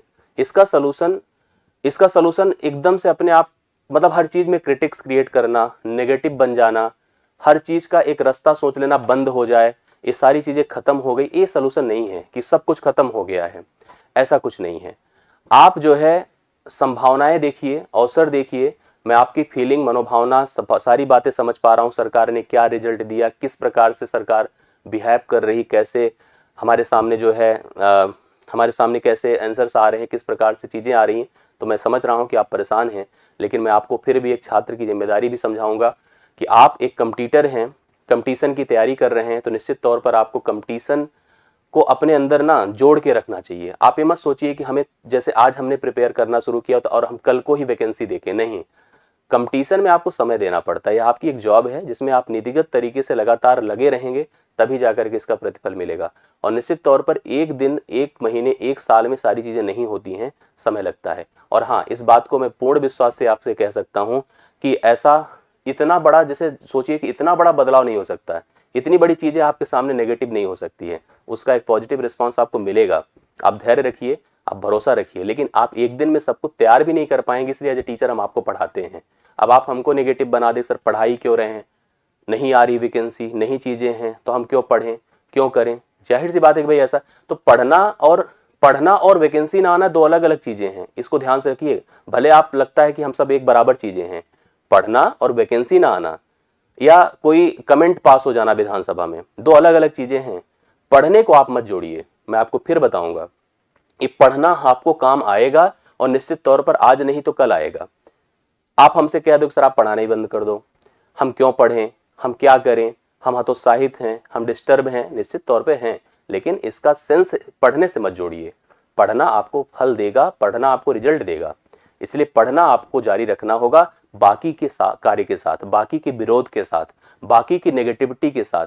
आप जब पढ़िए, जैसे हम लोग के साथ आप सोचिए, हम जैसे हमारा काम पढ़ाना है, हमारे जीवन में चाहे लाख की प्रॉब्लम्स आ रही हों, हमारे परिवार में, हमारे प्रोफेशनल लाइफ में, पर्सनल लाइफ में, तमाम जगहों पर जहां भी समस्या आती होगी, वो पेशेंस सोचिए कि हम जब खड़े होते हैं यहां पर तो सब चीज भूल जाते हैं, क्योंकि ये सबसे बड़ा टास्क है, हमारी जॉब है। आपका जॉब पढ़ना है, तो निश्चित तौर पर जब आपके साथ भी ऐसे चैलेंजेस आते हैं तो उस समय जब आप क्लास में होते हैं तो आपको अपने अपने उन सारे कंटेंट को, उन सारी बातों को निकाल देना चाहिए। मैं आपकी इस बात से भी सहमत हूं कि आप हमसे नहीं कहेंगे तो किससे कहेंगे, लेकिन इसका भी अपना एक लॉजिक और तरीका होता है। निश्चित तौर पर इसका एक सार्थक परिणाम मिलेगा, भरोसा रखिए, आप सफल होंगे, भरोसा रखिए आपको अवसर मिलेगा, भरोसा रखिए कि आपको यह पढ़ाई काम आएगी। मैं इसी के साथ अपने सेशन की समाप्ति करता हूं और मुझे यह भी भरोसा है कि जो मैंने पढ़ाया ये आपके निश्चित तौर पर काम आएगा। अपने फीडबैक, अपने सुझाव, अपने विचार, आप अपनी प्लानिंग, अपनी सारी बातें हमसे कमेंट में साझा करिएगा, हम लोग उस पर कुछ ना कुछ निर्णय जरूर लेंगे। थैंक यू सो मच, धन्यवाद।